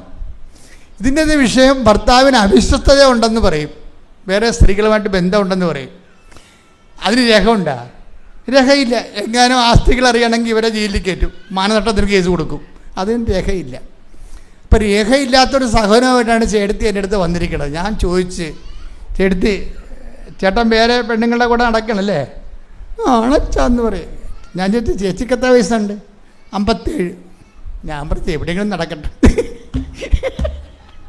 എവിടെയെങ്കിലും നടക്കട്ടെ. ഈ 57 വയസ്സുകാരനെ ഇനിയിപ്പോൾ നന്നാക്കി എടുത്തിട്ട് എന്നാ കാണിക്കാനാണ്? നല്ല കാര്യം. നിങ്ങൾ എത്ര കാലമായി കല്യാണം കഴിച്ചിട്ട് എൻ്റെ അച്ഛാ 20 വയസ്സ് കല്യാണം കഴിച്ചാണ്. ഞാൻ ഈ സ്വഭാവം ഇപ്പോഴുണ്ടെങ്കിൽ അപ്പോഴുണ്ടാകത്തില്ലേ? ചില കുരിശുകളെ നമുക്ക് മാറ്റാൻ പറ്റത്തില്ല. അയാളുടെ സൈക്കോളജിക്കൽ പ്രോബ്ലമാണത്. നമുക്ക് സൈക്കോളജി പ്രോബ്ലമല്ല. നമുക്ക് കുടുംബ പ്രശ്നമാണെങ്കിലും ശാസ്ത്രദൃഷ്ടിയ അയാൾ സൈക്കോളജിക്കൽ പ്രോബ്ലക്കാരനാണ്. അയാൾ നന്നാകാൻ ഭയങ്കര പാടാണ്. നമ്മളെന്താ ചെയ്യേണ്ടത്? ഇതുപോലെയുള്ള അവതാരങ്ങൾ എല്ലാ കുടുംബങ്ങളിലും ഒരു 100 കുടുംബത്തിന് ഒരാൾ വെച്ചുണ്ട്. ചില ചേച്ചിമാർ വളരെ സുന്ദരമായിട്ട് വിഷയം കൈകാര്യം ചെയ്യും.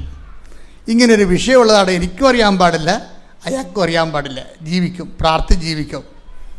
അതൊരു ഇഷ്യൂ ആക്കാൻ നോക്കത്തില്ല. അയ്യോ എന്തുമാത്രം നല്ല മനുഷ്യരാണെന്നറിയാം ഈ ലോകത്തുള്ളത്. അതൊരു ഇഷ്യൂ ആക്കാൻ നോക്കത്തില്ല. അതൊരു മാനസികമായ അവറേഷൻസ് എന്ന് പറയും. ഒരു വ്യതിചലനങ്ങൾ, ഒരു പേഴ്സണാലിറ്റി ഡിസോർഡറാണത്. പേഴ്സണാലിറ്റി ഡിസോർഡർ ചില ആൾക്കാർക്ക് ഉണ്ടാകും. അവർക്കൊന്നും മുതലാകത്തില്ല. നിങ്ങൾ പറയണത് ശരി, അത് വൈകാരികമായ കുടുംബപരമായ കാര്യമാണ്. പക്ഷേ ഈ കുടുംബപരമായ വൈകാരിക കാര്യമാണെന്ന് പറഞ്ഞ് നിങ്ങൾക്ക് ആത്മഹത്യ ചെയ്യാവുന്നല്ലാതെ അയാൾക്ക് മാറ്റം ഉണ്ടാകത്തില്ല. കാര്യം മനസ്സിലായില്ലേ? അതാണ് വിഷയം. പിന്നെ എന്തു ചെയ്യും? നമ്മളതിനെ ദൈവനാമത്തെ ബുദ്ധിപരമായിട്ട് എടുക്കും. ഈ കുരിശ് അയാളുടെ പേഴ്സണാലിറ്റി ഡിസോർഡറാണ്. അയാൾക്കൊരു മാനസിക രോഗമാണെന്നുണ്ടെങ്കിൽ നിങ്ങൾ എങ്ങനെ എടുക്കും അത്? ഒരാൾക്കൊരു മാനസിക രോഗമാണെന്നുണ്ടെങ്കിൽ നിങ്ങൾ എങ്ങനെ എടുക്കും അത്? മാനസിക രോഗം ചിലപ്പോൾ സുഖപ്പെടാൻ പറ്റത്തില്ലായിരിക്കും. അപ്പോൾ നിങ്ങൾ അക്സെപ്റ്റ് ചെയ്യും അത്. എന്നാൽ പിന്നെ ഇതെന്താ അക്സെപ്റ്റ് ചെയ്യാൻ പറ്റാത്തത്? ഇത് ഒരു മാനസിക രോഗമാണ്. അത് നിങ്ങൾക്ക് അക്സെപ്റ്റ് ചെയ്യാൻ പറ്റും. അപ്പോൾ ഞാൻ എന്താണ് അറിയാം, ഞാനിങ്ങനെ ഉപദേശിക്കാൻ കാരണത് ഞാൻ പറയണത് ശരിയായത് കൊണ്ടല്ല. ദൈവതിരുസന്നിധി തെറ്റാണ്. പക്ഷെ തെറ്റായത് കൊണ്ട് ഈ ചേടത്തി രക്ഷിക്കാൻ പറ്റത്തില്ല. ഈ ചേടത്തി എന്താ ചെയ്യേണ്ടത്? ഈ കുരിശ് വെച്ച് ഇത് കൃപയാക്കാനുള്ള മാർഗങ്ങളെക്കുറിച്ചാണ് ഞാൻ അവർക്ക് അൾത്താരെ പറഞ്ഞു കൊടുക്കേണ്ടത്. അവിടെ സൈക്കോളജിക്കൊന്നും വില പോകത്തില്ല. അവിടെ സൈക്കോളജി പറയേണ്ട ആവശ്യമില്ല. അൾത്താരയിൽ സൈക്കോളജി പറയേണ്ട കാര്യമില്ലല്ലോ. അത് കൗൺസിലിംഗ് റൂമിലാണ് പറയേണ്ടത്. അൾത്താരെ പറയേണ്ടത് എന്താണ്? ഇതൊരു മാറ്റാൻ പറ്റാത്ത കുരിശാണെന്ന് ആധ്യാത്മിക ഗുരുവിന് തോന്നിയാൽ ഈ കുരിശിനെ കൈകാര്യം ചെയ്ത് കൃപയാക്കാനുള്ള സാധ്യതയാണ് ഞങ്ങൾ അൾത്താരയിൽ അന്വേഷിക്കുന്നത്. അതിന് ഇവർക്ക് പറ്റുവാന്ന് നോക്കൂ. ഇവരെ എന്തുമാത്രം പറ്റുമെന്ന് നോക്കൂ. കാര്യം ഇവർക്ക് ചിലർക്കാണെങ്കിൽ ഈ കുരിശിനെ കൺവേർട്ട് ചെയ്ത് കൃപയാക്കാൻ ഭയങ്കര കഴിവാണ്. അങ്ങനെയുള്ളവരുമായിട്ട് ഞാൻ സമയം കൊടുക്കും. അവർക്ക് ഒരു 5 മിനിറ്റ് 6 മിനിറ്റ് കൊടുത്തിട്ട് അവർക്ക് വീണ്ടും കൊടുക്കും. ചിലർക്ക് ചീട്ട് കൊടുത്തു വിടും. ഞാൻ വാങ്ങിച്ച ചീട്ട് തിരിച്ചു കൊടുക്കും. നമുക്ക് ഇനിയും കാണാമെന്നൊക്കെ പറഞ്ഞു വിടും. എന്താ കാര്യം? ഇവർക്ക് ഗ്രോത്ത് ചെയ്യാൻ സാധ്യതയുണ്ട്. ഭജന എന്താ കിടക്കണത്? മിശിഹ എന്താ പറയണത്? ഇതെല്ലാം സഹിച്ച്. അതാണ് ഇതെല്ലാം എന്ന് പറയുമ്പോൾ കുറേ സഹനമുണ്ട്. ഒരു സഹനമായിട്ട് വരത്തില്ല. ഒരു സംശയ രോഗിയുടെ സഹനം എന്ന് പറയുമ്പോൾ സംശയം മാത്രമല്ല സഹനം. അയാൾ പണിക്ക് പോകത്തില്ല, ആ കാശ് നമ്മുടെ വീട്ടിൽ തരത്തില്ല, നമ്മുടെ കടങ്ങൾ പരിഹരിക്കത്തില്ല, നമ്മളെക്കൊണ്ട് കടം മേടിച്ച് പുള്ളി ഭക്ഷണം കഴിക്കും, ആ കാശ് പുള്ളി കൊടുക്കത്തില്ല. എന്തെല്ലാം പ്രശ്നമാണ്. ഒരു സഹനമായിട്ട് ഒരിക്കലും വരത്തില്ല. ഒരു സഹനം, പല സഹനങ്ങൾ വരും. അതാണ് അത് പറയുന്നത്. മിശിഹ ഇത് എല്ലാം സഹിച്ച്, അല്ല ഒരു കാര്യമല്ലല്ലോ, ഇതെല്ലാം സഹിച്ച് എന്താ പറയണത്? വായിച്ച് ശ്രദ്ധിക്കട്ടെ. ഹല്ലേലൂയ. ക്രിസ്തു ഇതെല്ലാം സഹിച്ച് മഹത്വത്തിലേക്ക് പ്രവേശിക്കേണ്ടിയിരുന്നില്ലേ? ഒരു സഹനമല്ല അതിൻ്റെ അകത്ത് വരണത്, പല സഹനങ്ങളാണ് വരണത്. ഇപ്പം മക്കളില്ല എന്ന് വിചാരിക്കും. ഇപ്പം മക്കളില്ല. അപ്പം നിങ്ങളെ ഓരോരോട് പറയും മക്കളില്ലല്ലോ. പിന്നെ ലോകത്തോളം എല്ലാവർക്കും മക്കളുണ്ടാ, പിന്നെ മക്കളുണ്ടായിട്ട് എന്താ പരിപാടി?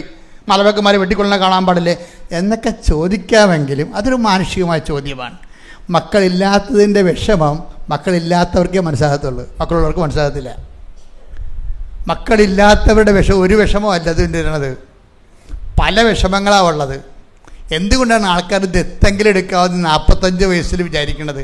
അച്ഛാ 45 അടുത്ത കൊല്ലം 90 ദത്തെടുക്കാൻ പറ്റത്തില്ല. ഇപ്പം ഞങ്ങൾക്ക് 89, 2 പേരുടെ വയസ്സും കൂടി കൂട്ടിയാൽ 2 പേരുടെ വയസ്സും കൂടി കൂട്ടിയാൽ ഇപ്പം 89 നിൽക്കുകയാണ്. അടുത്ത കൊല്ലം 90 2 പേരുടെയും വയസ്സ്. ദത്തെടുക്കാൻ പറ്റത്തില്ല. അതുകൊണ്ട് അച്ഛൻ പറ ദത്തെടുക്കണ വേണ്ടേ എന്ന് പറയും. അപ്പം ഞാൻ മെസ്സേജ് എടുത്ത് പറയും ദത്തെടുക്കണമെന്ന് പറയും, എടുക്കണമെന്ന് പറയും. കാര്യം എന്താണ്? അവരെന്തുകൊണ്ടാണ് ഇപ്പോൾ ഈ ദത്തെടുക്കാൻ പറയണത്? അവിടെ മനസ്സിൽ ഒരു രഹസ്യ ദുഃഖം കിടക്കാനുണ്ട്. എന്താണ്? ഇപ്പം തന്നെ ഞങ്ങൾക്ക് മക്കൾ ഉണ്ടാവരുതെന്നും പറഞ്ഞാണ് അനിയനും ഭാര്യയും പ്രാർത്ഥിച്ചുകൊണ്ടിരിക്കുന്നത്. അവരിനി ഉടമ്പടി എടുത്തിട്ടുണ്ടാന്ന് എനിക്കറിയത്തില്ല. ചേട്ടന് മക്കൾ ഉണ്ടാകല്ലേ എന്ന് പറഞ്ഞ് ഉടമ്പടി എടുത്തിട്ടുണ്ടാന്ന് അറിയത്തില്ല. ഉടമ്പടി പല വിധമാണല്ല, നമുക്കറിയാൻ പറ്റത്തില്ല. ഓരോരുത്തരും വന്ന് എന്ത് പണിയാണ് ദൈവത്തിന് കൊടുക്കണമെന്ന് അറിയാൻ പറ്റത്തില്ല. ദൈവത്തിന് പണി കൊടുക്കാൻ പറ്റുന്നുണ്ട് ഉടമ്പടി എടുത്തിട്ട്. ചേട്ടായിക്ക് മക്കളില്ല എന്നുണ്ടെങ്കിൽ അതിൻ്റെ ഓഹരി ഞങ്ങൾക്ക് കിട്ടും. അപ്പോൾ 2 ആമ്പളക്കളാണ് അനിയന്മാർക്കുള്ളത്. അപ്പോൾ അനിയന്മാർക്കുള്ളപ്പോൾ അനിയന് 2 ആമ്പക്കളുണ്ട്. അപ്പോൾ അവന്മാർക്ക് ചേട്ടൻ്റെ മക്കളില്ലാത്തതിൻ്റെ ഓഹരി കിട്ടുമല്ല. അപ്പോൾ എങ്ങനെ ഈ ചേച്ചി വിചാരിക്കണത്, ഈ അതിയാനെങ്ങാനും മരിച്ചു പോകണമെങ്കിൽ എനിക്ക് പിന്നെ ഇവിടെ നിൽക്കാൻ പറ്റത്തില്ല, അവർക്ക് എന്നെ വിഷമെങ്കിലും തന്ന് അവരെ തന്നെ കൊന്നുകളയും. ആ രഹസ്യ ദുഃഖം ആരോടെങ്കിലും പറയുവാ? അവർ പറയത്തില്ല. അവർക്ക് പേടിയായിട്ട് മനസ്സിൽ കിടക്കുകയാണ്, മക്കളില്ല. അപ്പോൾ അവർ ഭർത്താവിനോട് പോലും പറയത്തില്ല. നിങ്ങൾക്ക് എങ്ങനെ സംഭവിച്ചാൽ എന്നെ ഇവർ പൊറുപ്പിക്കത്തില്ലെന്ന് പറയുമ്പോൾ അയാൾ തിരിച്ചു ചോദിക്കും, അത് എനിക്കെന്തിനാ സംഭവിക്കണത്, നിനക്ക് സംഭവിച്ചാൽ പോരെ എന്ന് ചോദിക്കുമ്പോൾ പണിയായില്ലേ. അതുകൊണ്ട് അയാളോട് പറയാൻ പറ്റത്തില്ല. നീ എന്തിനാ എൻ്റെ കാര്യം പറയണത്, നീ മരിക്കാൻ പാടില്ലേ ചിലപ്പോൾ, ഞാനാണ് ജീവിക്കണമെങ്കിൽ എന്ത് ചെയ്യും? അങ്ങനെ പറഞ്ഞിട്ട് കാര്യമില്ലെന്ന് പറയുമ്പോൾ നമ്മുടെ ദുഃഖം അയാൾക്ക് മനസ്സിലാകുമോ? ഇല്ല. ചേട്ടാ എങ്ങനെ മരിച്ചാൽ ഇവരെന്നെ പൊറുപ്പിക്കുമോ എന്ന് ചോദിച്ചു കഴിഞ്ഞാൽ അയാൾ തിരിച്ചുടനെ ചോദിക്കും, എന്താണ് അപ്പം ഞാൻ തന്നെ മരിക്കണം നിർബന്ധം എന്താ, നീയാൾ ആദ്യം മരിക്കണമെങ്കിൽ എന്ത് ചെയ്യും എന്ന് ചോദിച്ചാൽ നമ്മൾ പറയണ ദുഃഖം ഭർത്താവിനും മനസ്സിലാകത്തില്ല. അപ്പോൾ ആരെയും പറഞ്ഞ് മനസ്സിലാക്കാത്ത കുറേ ദുഃഖങ്ങൾ, സ്വകാര്യ ദുഃഖങ്ങളുണ്ട്. ഉറപ്പല്ലേ? ഈ സ്വകാര്യ ദുഃഖങ്ങൾ ആരോട് പറയാനുള്ളതാണ്? ദൈവത്തോട് പറയാനുള്ളതാണ്. അതാണ് അവരെ പറയണത്. അപ്പം ഞാനാണെങ്കിൽ സീരിയസ് ആയിട്ട് മനസ്സിലാക്കിയ വിഷയം, ഞാൻ ചൂടാകണമെന്ന് പറഞ്ഞാൽ ചുമ്മാ കടലാസ് കാര്യങ്ങൾ ആൾക്കാരെ വന്ന് പറയുമ്പോഴാണ് ഞാൻ ചൂടാകണത്. അല്ല, എന്നോട് സീരിയസ് ആയിട്ട് കാര്യം പറഞ്ഞാൽ ഞാൻ സമയം കൊടുക്കും. അവർക്ക് എന്ത് തിരക്കാണെങ്കിലും സമയം കൊടുക്കും. ആ വിഷയം സീരിയസ് ആണെന്ന് കണ്ടാൽ കൊടുക്കും. നിങ്ങൾ എന്നെ വഴക്കം മേടിക്കണത് നിങ്ങൾ പറയണ കാര്യം കടലാസ് കാര്യമാണ്, തന്നെയല്ല നിങ്ങളുടെ ഉടമ്പടി നിങ്ങൾ ഉഴപ്പാൻ വേണ്ടിയാണ്. ചില ആൾക്കാർ 2 കൊല്ലമായിട്ട് ഉടമ്പടി പുതുക്കിയിട്ടില്ല.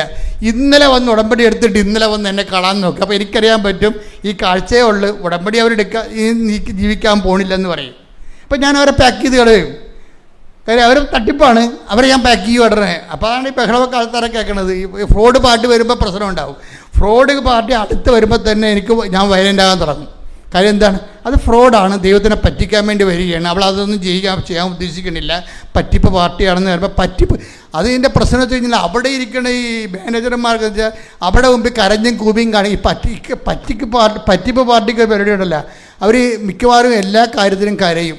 മകളുടെ കല്യാണത്തിനും കരയും, ഭർത്താവിനും മരണത്തിനും കരയും. ഈ സാധനം ആൾക്കാരെ വരുമ്പോൾ കർത്താവ് പറയും, സാധനം 12 കേട്ട പ്രത്യേക ജന്മമാണ്, സൂക്ഷിച്ച് കൈകാര്യം ചെയ്യണമെന്ന് പറയും. സൂക്ഷിച്ച് കൈകാര്യം. അപ്പം ഞാൻ ഈ സാധനത്തിന് നല്ലോണം നോക്കും, ഈ സാധനത്തിന് എങ്ങനെ ഇരിക്കണമെന്ന്, ഈ ഫ്രോഡ് എങ്ങനെ ഇരിക്കണമെന്ന്. ഉടമ്പടി 1 കൊല്ലമായിട്ട് ദൈവത്തിനെ പറ്റിച്ചിട്ട് അവസാനം അടുത്ത പറ്റിപ്പിന് വേണ്ടി വന്നിരിക്കുന്ന ആൾക്കാരെ. അപ്പം അതുകൊണ്ടാണ് ആൾക്കാരെ ഇടയ്ക്ക് പൊട്ടലിച്ചിട്ട് കേൾക്കണത്. പക്ഷേ സത്യസന്ധമായ കാര്യം പറയുകയാണെങ്കിൽ ഞാൻ കേൾക്കും, മര്യാദയ്ക്ക് കേൾക്കും. കാര്യം അവർക്ക് ഈ ലോകത്ത് കർത്താവ് മാത്രമേ ഉള്ളൂ എന്ന് അവർക്കറിയാം, എനിക്കും അറിയാം. അവർക്ക് ഈ ലോകത്ത് കർത്താവ് മാത്രമേ ഉള്ളൂ. ഇപ്പം എന്താ പറയണത്? ഇപ്പം ഞാനെന്താ ചെയ്യണമെന്ന് വെച്ച് കഴിഞ്ഞാൽ ഈ വചനം ഭയങ്കര വചനമാണ്. എന്താണ് ഏറ്റു പറഞ്ഞ മിശിഹ ഇതെല്ലാം സഹിച്ച് മഹത്വത്തിലേക്ക് കരയേറേണ്ടത് ആവശ്യമായിരുന്നില്ലേ? അപ്പൊ ചില സഹനങ്ങളെ നമുക്ക് ഇന്നെവിറ്റബിളാണ്, നമുക്ക് മാറ്റാൻ പറ്റത്തില്ല. ഇനി നമുക്ക് ചെയ്യാനുള്ള ഓപ്ഷൻ എന്ന് പറയണത് ഇതിനെ കൈകാര്യം ചെയ്യാനുള്ള ഗ്രേസ് ഉൽപ്പാദിപ്പിക്കുകയാണ്, ഒരു അഭിഷേകം. ഇതിനെ കൈകാര്യം ചെയ്യും. ഇപ്പോൾ ഈ സഹനത്തെ നമുക്ക് കൈകാര്യം ചെയ്യാൻ പറ്റും. എന്ത് ചെയ്യണം? സഹനത്തിൻ്റെ ഒപ്പം തന്നെ ദൈവസ്നേഹം. ഞാൻ എപ്പോഴും ചെയ്യണതിൻ്റെ ആ സഹനത്തിൻ്റെ ഒപ്പം അതല്ലെങ്കിൽ അതിനേക്കാൾ കൂടുതൽ ദൈവസ്നേഹം ഇവർക്ക് ഉണ്ടാകാൻ വേണ്ടി ഇവർ ചെയ്യണ ജോലികളെല്ലാം ഇവർക്ക് ചില സമയത്ത് നല്ല ഹോംവർക്ക് കൊടുക്കും. കാര്യം ഹോംവർക്ക് അവർക്ക് ചെയ്യാൻ പറ്റുന്ന ആൾക്കാരുണ്ട്. ചിലരുടെ ഹോംവർക്ക് പറഞ്ഞാൽ അവർ ചെയ്യത്തില്ല. ഇവിടെ എൻ്റെ അടുത്ത് ഭയങ്കരമായിട്ടൊക്കെ പറയും, ഇപ്പം ചെയ്ത് കളയും ഒക്കെ പറയാം. അവരൊന്നും ചെയ്യത്തില്ല, നമുക്കറിയാം. അത് ചെയ്യാനുള്ള കാര്യമില്ല. അവർ തട്ടിപ്പാണ് ആൾക്കാർ. ഉടമ്പടി തന്നെ എങ്ങനെയെങ്കിലും ശ്ലോകത്തിൽ കഴിക്കാൻ വേണ്ടി. കാര്യം ഉടമ്പടിക്കുള്ളൊരു ഗുണമെന്ന് പറയണത്, ഉടമ്പടി എടുത്താൽ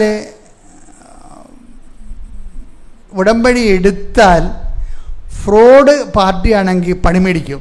അതാണ് ഉടമ്പടിയുടെ ഡിസൈൻ എന്ന് പറയണത്. അപ്പോൾ നിങ്ങൾ ശ്രദ്ധിച്ചാൽ മനസ്സിലാവും. ആൾ ജന്മനാ പറ്റിപ്പ് പാർട്ടിയാണ് ഉടമ്പടി എടുക്കണമെന്നുണ്ടെങ്കിൽ ആ ഉടമ്പടി കൊണ്ട് തന്നെ ഇരട്ടി പണി മേടിക്കും. എന്താ കാര്യം? അതിൽ പറഞ്ഞിരിക്കുന്ന കാര്യങ്ങളൊന്നും ചെയ്യാൻ പറ്റുന്ന കാര്യങ്ങളല്ല, എടുത്താൽ പൊങ്ങാത്ത കാര്യങ്ങൾ അതിൻ്റെ അകത്ത് പറഞ്ഞിരിക്കണമല്ല. അപ്പം നിങ്ങളെന്താ ചെയ്യണത്? നിങ്ങൾക്ക് പറ്റുന്ന രീതിക്ക് അതുകൊണ്ട് ചെയ്തു വെക്കും. അവിടെയാണ് പണി മേടിക്കുന്നത്. അത് എന്താണെന്ന് നിർദ്ദേശിച്ച് ഇപ്പം ഇന്നലെ ഒരു രസമുണ്ടായി. ഇന്നലെ ഒരു പ്രൊഫസർ, ഒരു കോളേജ് പ്രൊഫസർ ഇവിടെ ഒരു സാക്ഷ്യം പറഞ്ഞു. സാക്ഷ്യം പറഞ്ഞപ്പോൾ കോളേജ് പ്രൊഫസറിൻ്റെ പേര് ഇവിടെ എഴുതിയിട്ടുണ്ട്. ഏത്?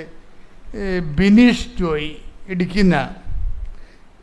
ഇങ്ങയുടെ സാക്ഷ്യം പറഞ്ഞപ്പോൾ ഇങ്ങയുടെ സാക്ഷ്യം പറയണത്, ഇങ്ങയുടെ വിഷയം എന്ന് പറയണത് 2018 PhDക്ക് ഡോക്ടറേറ്റിന് തീസിസ് ആരംഭിച്ചതാണ്. 2018 18 കഴിഞ്ഞിട്ട് ഇപ്പോൾ എത്രയായി? 26 അപ്പോൾ 6 കൊല്ലത്തോളം ഇയാളുടെ തീസിസിന് ഒരു മൂവ്മെൻറ്റും ഇല്ല. തീസിസ് സർവകലാശാല സബ്മിറ്റ് ചെയ്തു. പക്ഷേ അതിന് കുറേ നടപടിക്രമങ്ങളുണ്ട്. ആ ഡോക്ടറേറ്റ് അക്സെപ്റ്റ് ചെയ്യണമെങ്കിൽ അത് അംഗീകരിക്കുന്നത് ഒരു വിഷയമാണ്. അതിനുശേഷം അവർ അതിൻ്റെ അടുത്ത പ്രൊസീജിയർ എന്ന് പറയണത് ഇങ്ങയുടെ ലേഖനങ്ങൾ, അന്വേഷണാത്മകമായ ലേഖനങ്ങൾ വളരെ ലീഡിങ് ആയിട്ടുള്ള ഇൻ്റർനാഷണൽ ജേർണലിൽ പ്രസിദ്ധീകരിക്കണം. ഇത് നടക്കത്തില്ല, വലിയ പാടാണ്. ഇൻ്റർനാഷണൽ ജേർണലുണ്ട്, ഓൺലൈനുണ്ട്, അല്ലാത്തതുണ്ട്. അവിടെ ഈ ഇയാളുടെ ലേഖനങ്ങൾ പ്രസിദ്ധീകരിക്കണം. അങ്ങനെ പ്രസിദ്ധീകരിക്കണമെങ്കിൽ ഇതിന് ക്വാളിറ്റേറ്റീവ്ലി ഡെപ്ത് ഉള്ളതായിരിക്കണം. നല്ല അമൂല്യമായ പുതിയ വിഷയമായിരിക്കണം. ഇതുവരെയൊക്കെ പ്രസിദ്ധീകരിക്കാത്ത സബ്ജക്റ്റ് ആയിരിക്കണം. പുതിയ കണ്ടെത്തലുകൾ ഉണ്ടാകണം. അങ്ങനെ കുറേ ചാലഞ്ചസ് ഉണ്ട്. അതുകൊണ്ട് എന്നാ ചെയ്യണത്? ഈ പ്രൊഫസറിൻ്റെ അസിസ്റ്റൻറ്റ് പ്രൊഫസറാണ് ഇപ്പോൾ. പ്രൊഫസറിൻ്റെ തീസിസ് ഇൻ്റർനാഷണൽ ലെവലിൽ ഒരു ജേണലും അംഗീകരിക്കണില്ല. അങ്ങനെ 1 കൊല്ലം 2 കൊല്ലം 3 കൊല്ലം വയസ്സ് പോണ പോക്ക് കണ്ടില്ലേ? ഇപ്പം UGC ഒക്കെ വരുമ്പോൾ ഈ ഡോക്ടറേറ്റ് ഇല്ല എന്നുണ്ടെങ്കിൽ പ്രൊഫസറൊന്നും ആകാൻ പറ്റത്തില്ല. അപ്പം എനിക്ക് ഭയങ്കര സന്തോഷമാണ് ഇതൊക്കെ കേൾക്കുമ്പോൾ. കാര്യം വെച്ചാൽ നമ്മുടെ യൂണിവേഴ്സിറ്റിയിൽ പഠിപ്പിക്കുന്ന കക്ഷികളെ എപ്പോഴും ഭയങ്കര കലിബറില്ലാത്തവരാണെങ്കിൽ നമ്മുടെ വിദ്യാഭ്യാസ നിലവാരമല്ല പോണത്, നമ്മുടെ തലമുറകൾ തന്നെ പോകും. പുറത്ത് പോണവരെക്കുറിച്ച് എനിക്ക് ഉത്കണ്ഠയില്ല. ആ പുറത്ത് പോണവരെ കൊണ്ട് അകത്ത് പ്രയോജനമില്ലല്ലോ. കേരളം നന്നാകണമെന്നുണ്ടെങ്കിൽ കാശ് കിട്ടിയാൽ മാത്രം പോരാ, തലക്കനമുള്ളവർ ഇവിടെ കിടക്കണം. എന്നാൽ മാത്രമേ നമ്മുടെ തലമുറകൾ നന്നായി വരത്തുള്ളൂ. ഇപ്പോൾ പുറത്ത് പോണവർ അവർ പോയി നന്നാകട്ടെ, അവർക്ക് വേറെ ഇവിടെ ഒരു ഓപ്ഷൻ കിട്ടാത്തത് കൊണ്ടല്ലേ അവർ പോണത്. അവരെ കുറ്റം പറയേണ്ട കാര്യമില്ല. പക്ഷേ അവർക്കൊരു ഡയറക്റ്റ് നമുക്ക് പ്രയോജനമില്ല. അപ്പനമ്മക്കും കുറച്ച് പോലെ ഡോളർ അയച്ചു കൊടുക്കണമെന്നില്ലാതെ വേറെ എല്ലാ പരിപാടിയൊന്നും അതൊക്കെ നടക്കത്തില്ല. പക്ഷെ ഇവിടെ ഉള്ളവനെ പൊക്കിയെടുക്കണമെന്നുണ്ടെങ്കിൽ ഇവിടെയുള്ള പ്രൊഫസർമാർ തലക്കനമുള്ളവരായിരിക്കണം. അല്ലാതെ പണ്ട് ഞങ്ങളൊക്കെ പഠിക്കുന്ന കാലത്ത് ഒരു BA MA എടുക്കും, ഒരു ഏതെങ്കിലും മാനേജ്മെൻറ്റിനെ പോയി ചൊറുകിയ ചാക്കിട്ടിട്ട് പോയി കോളേജിൽ പോയി നിൽക്കണ കാണാം. ഈ മനുഷ്യനൊക്കെ എന്താണ് പഠിപ്പിച്ചതെന്ന് അവർക്ക് തന്നെ അറിയാൻ പാടില്ല. അങ്ങനെ അന്നത്തെ കാലത്താണെങ്കിൽ രാഷ്ട്രീയക്കാരുടെ ഭയങ്കര സമരവും രണ്ടും കൂടി ആകുമ്പോൾ ഒത്തിരിക്കുകയും സമരവുമായി പൊട്ടന്മാരായ പ്രൊഫസർമാരും ആകുമ്പോൾ എല്ലാം കൂടി ആകുമ്പോൾ ഒക്കും. ഒരു കലിബറുള്ള പ്രൊഫസർമാർ കുട്ടികൾക്ക് പുതിയ ചക്രവാളങ്ങൾ തുറന്നിട്ട് കൊടുക്കും, അവരെ കൊണ്ട് ചെയ്യിക്കും, അവർക്ക് ത്രില്ല് കൊടുക്കും, ത്രൈവ് കൊടുക്കും, ഭയങ്കര മുന്നേറ്റം ഉണ്ടാകും. അപ്പം അങ്ങനെയൊക്കെ ഉള്ള വിഷയമുള്ളത് കൊണ്ട് അന്ന് മുതൽ ഞാൻ പ്രാർത്ഥിക്കും, ദൈവമേ എന്നാണ് ഈ വിദ്യാഭ്യാസ മേഖല രക്ഷപ്പെട്ടു വരുന്നത്. അപ്പോഴാണ് UGC-യുമായിട്ട് ഇവർ അക്രഡിറ്റേഷൻ വേണ്ടി വരണത്. അപ്പോൾ കുറച്ച് കഴിയുമ്പോൾ മന്ദബുദ്ധികൾക്കൊന്നും കയറി പഠിപ്പിക്കാൻ പറ്റത്തില്ല. വല്ല പുസ്തകം കാണാപ്പാടം പഠിച്ചുകൊണ്ട് ഇങ്ങനെ ചോദിക്കണ ചോദ്യങ്ങൾക്കെല്ലാം പേജ് നിറച്ച് എഴുതി വെച്ചിട്ട് റാങ്ക് മേടിക്കണ കക്ഷികൾക്കൊന്നും കയറി പഠിപ്പിക്കാൻ പറ്റത്തില്ല. കുറച്ച് തലയിൽ ആൾപ്പാർപ്പുള്ളവർക്ക് മാത്രമേ ഈ മേഖല വരാൻ പറ്റത്തുള്ളൂ. ഇപ്പം അത് കാരണം ഭയങ്കര സ്ക്രൂട്ടണിയാണ്. അതുകൊണ്ട് ഇയാളുടെ ലേഖനം ഈ ലേഖനം ഇൻ്റർനാഷണൽ ജേണലിൽ പ്രസിദ്ധീകരിക്കണം, നടക്കത്തില്ല. അതിൻ്റെ അകത്ത് ഒന്നാമത്തെ കണ്ടൻറ്റ് വൈസ് റിച്ച് ആയിരിക്കണം, പിന്നെ പുതിയ ഇന്നൊവേഷൻ ഉണ്ടാകണം, അതിൻ്റെ പുതിയ കണ്ടൻറ്റ് ഉണ്ടാകണം. ഇതെല്ലാം ഉണ്ടെങ്കിൽ മാത്രമേ, ഭയങ്കര കോമ്പറ്റീഷൻ ഫീൽഡല്ലേ. 6 കൊല്ലമായിട്ട് ഇത് അനങ്ങളില്ല, വിരിയാത്ത മുട്ടപൊരി അങ്ങനെ ഇരിക്കുകയാണ്. കുറച്ച് കഴിയുമ്പോൾ ചീഞ്ഞു പോകും. മുട്ട ഇങ്ങനെ ഇരുന്ന് വിരിയാതെ ഒരു ടൈമൊക്കെ ഉണ്ടല്ലോ, അത് കഴിയുമ്പോൾ പറ്റിപ്പോവും. അതുപോലെ കാര്യം എന്താണ്, ഇത് ഈ പ്രസിദ്ധീകരിക്കാത്ത പേപ്പർ എന്ന് പറയുമ്പോൾ അതിങ്ങനെ കാലങ്ങളോളം നീണ്ടു കഴിഞ്ഞാൽ ആ മേഖലയിൽ അതിനേക്കാൾ ഇടിവെട്ട ആർട്ടിക്കിൾ വരുമ്പോൾ ഇത് പിന്നെ ഔട്ട്ഡേറ്റായി പോകും. അതാണ് വിഷയം. 6 കൊല്ലം പോയെന്ന് പറയുമ്പോൾ 1 കൊല്ലം മതി ഒരു ആർട്ടിക്കിൾ ഔട്ട്ഡേറ്റായി പോകാൻ. ഇൻ്റർനാഷണൽ ലെവലിലല്ലേ, നമ്മൾ കോമൺ ഫോറത്തിലാണ് മത്സരിക്കുന്നത്. അത് ജർമ്മനിയിൽ നിന്നും ജപ്പാനിൽ നിന്നും എല്ലാ ആർട്ടിക്കിൾ വരും. അപ്പോൾ ഇതുപോലെയുള്ള സംഭവങ്ങൾ ഔട്ട്ഡേറ്റായി പോകും. ഒരു കാലത്തും നീന്തിയ കരകയറത്തില്ല, ആ പരുവത്തായി പോകും. ജീവിതം അങ്ങ് മുങ്ങിപ്പോവുകയാണ് കാണുന്നത്.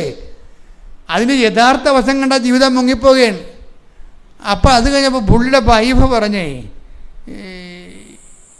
നിങ്ങൾ ഇനി ഇൻ്റർനാഷണൽ ലെവലിലെ ഇത് ആർട്ടിക്കിളിലെ അത് ഉടമ്പടിയുടെ വിഷയമല്ലേ, അത് ഉടമ്പടി വിഷയമാക്കി നിങ്ങൾ ഉടമ്പടി ചെയ്യാൻ പറഞ്ഞു പ്രൊഫസറിനോട്. വൈഫ് അങ്ങനെ പറഞ്ഞു കൊടുക്കാൻ കാര്യം എന്താ? വൈഫ് അങ്ങനെ പറഞ്ഞു കൊടുക്കാൻ ഉടമ്പടിയിൽ ടൈം ഷോർട്ടണിങ് എന്ന് പറഞ്ഞ കണ്ടൻ്റ് ഉണ്ട്. ഉടമ്പടിയാക്കണത് എന്താണ്? അതിൻ്റെ അത് ഫീച്ചേഴ്സാണ്. അതിൻ്റെ ഫീച്ചറിൽ ഒരു ഫീച്ചർ എന്താണ്? ടൈം ഷോർട്ടണിങ് ആണ്. ഇപ്പോൾ ഇത് 6 കൊല്ലമായില്ലേ ആർട്ടിക്കിൾ പ്രസിദ്ധീകരിക്കാതിരിക്കണത്. ഇപ്പോൾ വൈഫ് ഇതുപോലെ എഡ്യൂക്കേറ്റഡ് ആയിട്ടുള്ള ആളാണ്. അവർ പറഞ്ഞ് ഇതിനകത്ത് ഉടമ്പടി ടൈം ഷോർട്ടണിങ് എന്ന് പറഞ്ഞ കണ്ടൻ്റ് ഉണ്ട്. അതനുസരിച്ചിട്ട് ഉടമ്പടിയിൽ ഈ സബ്ജക്റ്റ് സെറ്റ് ചെയ്യണമെന്നുണ്ടെങ്കിൽ മാതാവ് വിത്തിൻ നോ ടൈം ഈ ആർട്ടിക്കിളെല്ലാം പ്രസിദ്ധീകരിക്കുമെന്ന് പറയും. എന്താ കാര്യം? ഉടമ്പടി വേറെ ഒരു കണ്ടൻ്റ് ഉണ്ട്. എന്താണ്? Not by merit but by grace. നിങ്ങൾ ഉടമ്പടിനെ വളരെ സ്കോളർഷിപ്പായിട്ട് പഠിക്കണം. അല്ലാതെ ഇതിന് നൊവേന പഠിത്തം പോരെ ഈ സംഭവത്തിന്. പക്ഷേ ഇതിനകത്ത് ഇൻവെസ്റ്റ് ചെയ്യണ ബുദ്ധിയുള്ള ആൾക്കാരെ ബുദ്ധിപരമായിട്ടാണ് ഉടമ്പടിയെ സമീപിക്കുന്നത്. വൈഫ് പറഞ്ഞിരിക്കുന്നത് ശരിയാ. 2 കണ്ടൻ്റ് ഉണ്ട്. ഒന്നെന്താണ്? ടൈം ഷോർട്ടണിങ് ആണ്. ടൈം ഇങ്ങനെ ഷോർട്ട് ചെയ്ത് വരും, സമയം ചുരുക്കി വരും. 6 കൊല്ലമായ സാധനത്തിന് ചിലപ്പോൾ മാതാവ് എടുത്തിട്ട് 6 മാസം കൊണ്ട് സെറ്റ് ചെയ്യും. അത് വൈഫിന് അറിയാവുന്നതുകൊണ്ട് വൈഫ് ഹസ്ബൻഡ് നിർബന്ധിച്ച് പറയും ഉടമ്പടിയിൽ ഇങ്ങനെ ടൈം ഷോർട്ടൺ കണ്ടൻ്റ് ഉണ്ട്, നിങ്ങൾ സെറ്റ് ചെയ്യാൻ പറഞ്ഞു. അപ്പോൾ വേറെ മാർഗമൊന്നുമില്ലല്ലോ. അപ്പം അതുകൊണ്ട് അദ്ദേഹം ഉടമ്പടി എടുത്തിട്ട് ഈ ആർട്ടിക്കിളെല്ലാം പ്രസിദ്ധീകരിക്കാൻ വേണ്ടി ഇപ്പോൾ 6 കൊല്ലമായിട്ട് ഇത് വേണ്ട ചരക്ക് പോലെ കിടക്കുന്ന സാധനമാണ്. ഇനി റിജക്ഷൻ മോഡിൽ കിടക്കേണ്ടത്. അപ്പോൾ അതുകൊണ്ട് അയാൾ ഉടമ്പടി എടുത്തിട്ട് അമ്മയോട് പറഞ്ഞു, അമ്മേ ഇത് ആദ്യം എനിക്ക് ഇത് ചെയ്തു തരണം, അല്ലെങ്കിൽ ഇനി അടുത്ത സ്റ്റെപ്പ് വേറെ ഉണ്ട്, പല സ്റ്റെപ്പ് ഇനി വരുന്നുണ്ട്, അപ്പോൾ ആദ്യം ഈ സ്റ്റെപ്പ് ചെയ്തു തരണമെന്ന് പറഞ്ഞു. അപ്പോഴേ ഇതിൻ്റെ വിഷയം എന്താണ്? ഉടമ്പടി ടൈം ഷോർട്ടണിങ് പറയണത് എങ്ങനെയാണ്? അതായത് ഈ വെള്ളം കാനായിൽ വെള്ളം വീഞ്ഞില്ല, തീർന്നു പോകുന്ന ഒരു അവസ്ഥ വന്നല്ലോ. അപ്പം അവിടെ അമ്മ വന്നിട്ട് പറയണത് എന്താണ്? അവർക്ക് വീഞ്ഞ് ഇല്ല എന്ന് പറയും. അപ്പോൾ ഈശോ പറഞ്ഞത് എന്താണ്? എൻ്റെ സമയം, അവിടെയാണ് സമയം വരണത്, എൻ്റെ സമയം ഇനിയും സമാഗതമായിട്ട്. അപ്പോൾ ടൈം ഇനിയും ഉണ്ടെന്നാണ് പറയണത്. അതാ വിഷയം. ആ ഒരു വിഷയം സ്വാഭാവികമായി നടക്കണതിന് എടുക്കണ സമയമുണ്ട്. അത് നടക്കത്തില്ലെന്നല്ല ഈശോ പറഞ്ഞത്, അതൊക്കെ നടക്കും. പക്ഷേ ഇറ്റ് നീഡ്സ് ടൈം എന്നാ പറയണത്. സ്വാഭാവികമായി അതിന് സമയം ആവശ്യമാണ്. അപ്പം സമയം ആവശ്യമാണെന്ന് പറഞ്ഞാൽ ശരിയാകുമോ? നിങ്ങൾക്കിപ്പോൾ 34 വയസ്സുണ്ട്, കല്യാണം കഴിക്കാൻ ഇനിയും സമയം വേണമെന്ന് പറഞ്ഞു കഴിഞ്ഞാൽ 40 വയസ്സ് കല്യാണം കഴിച്ചാൽ നിങ്ങളുടെ മകന് 20 വയസ്സാകുമ്പോൾ നിങ്ങൾക്ക് 60 വയസ്സാകും. അപ്പോൾ സമയം ഒരു കണ്ടൻ്റാണ് എപ്പോഴും പ്രോബ്ലം. കണ്ടൻ്റല്ല, ഒരു ആൻറ്റി കണ്ടൻ്റാണ്. സമയത്തിന് അഡ്രസ്സ് ചെയ്യാതെ ഒരു പ്രെയർ മുന്നോട്ട് പോകാൻ പറ്റത്തില്ല. മനുഷ്യന്മാരുടെ പ്രശ്നം എന്താണെന്ന് ചോദിച്ചു കഴിഞ്ഞാൽ അതിലൊരു പ്രശ്നം സമയം തന്നെയാണ്. നമ്മുടെ ഉത്കണ്ഠയുടെ കാരണം എന്താണെന്ന് ചോദിച്ചു കഴിഞ്ഞാൽ എന്താണ്? സമയമില്ല എന്നുള്ളതല്ലേ, അല്ലേ? നമ്മുടെ ഉത്കണ്ഠകളുടെ അടിസ്ഥാന കാരണം എന്താ? സമയം ഇല്ല എന്നുള്ളതാണ്. ഇപ്പം നിങ്ങൾ ഈ വിസയുടെ കാര്യം പറയത്തില്ലേ? എൻ്റെ അച്ഛ സെപ്റ്റംബറിലാണ് കയറി പോകേണ്ടത്, ഇൻടേക്ക് സെപ്റ്റംബറിലാണ്, എന്നാലേ ജൂണിൽ ക്ലാസ്സിൽ കയറാൻ പറ്റത്തുള്ളൂ. സെപ്റ്റംബറിൽ പരീക്ഷ റിസൾട്ട് വന്നിട്ടില്ല. റിസൾട്ട് വരുമ്പോൾ ഇൻടേക്ക് തീരുകയാണെന്നുണ്ടെങ്കിൽ ഞാൻ കരക്ക് നിൽക്കേണ്ടി വരും. ടൈമല്ലേ പ്രശ്നം.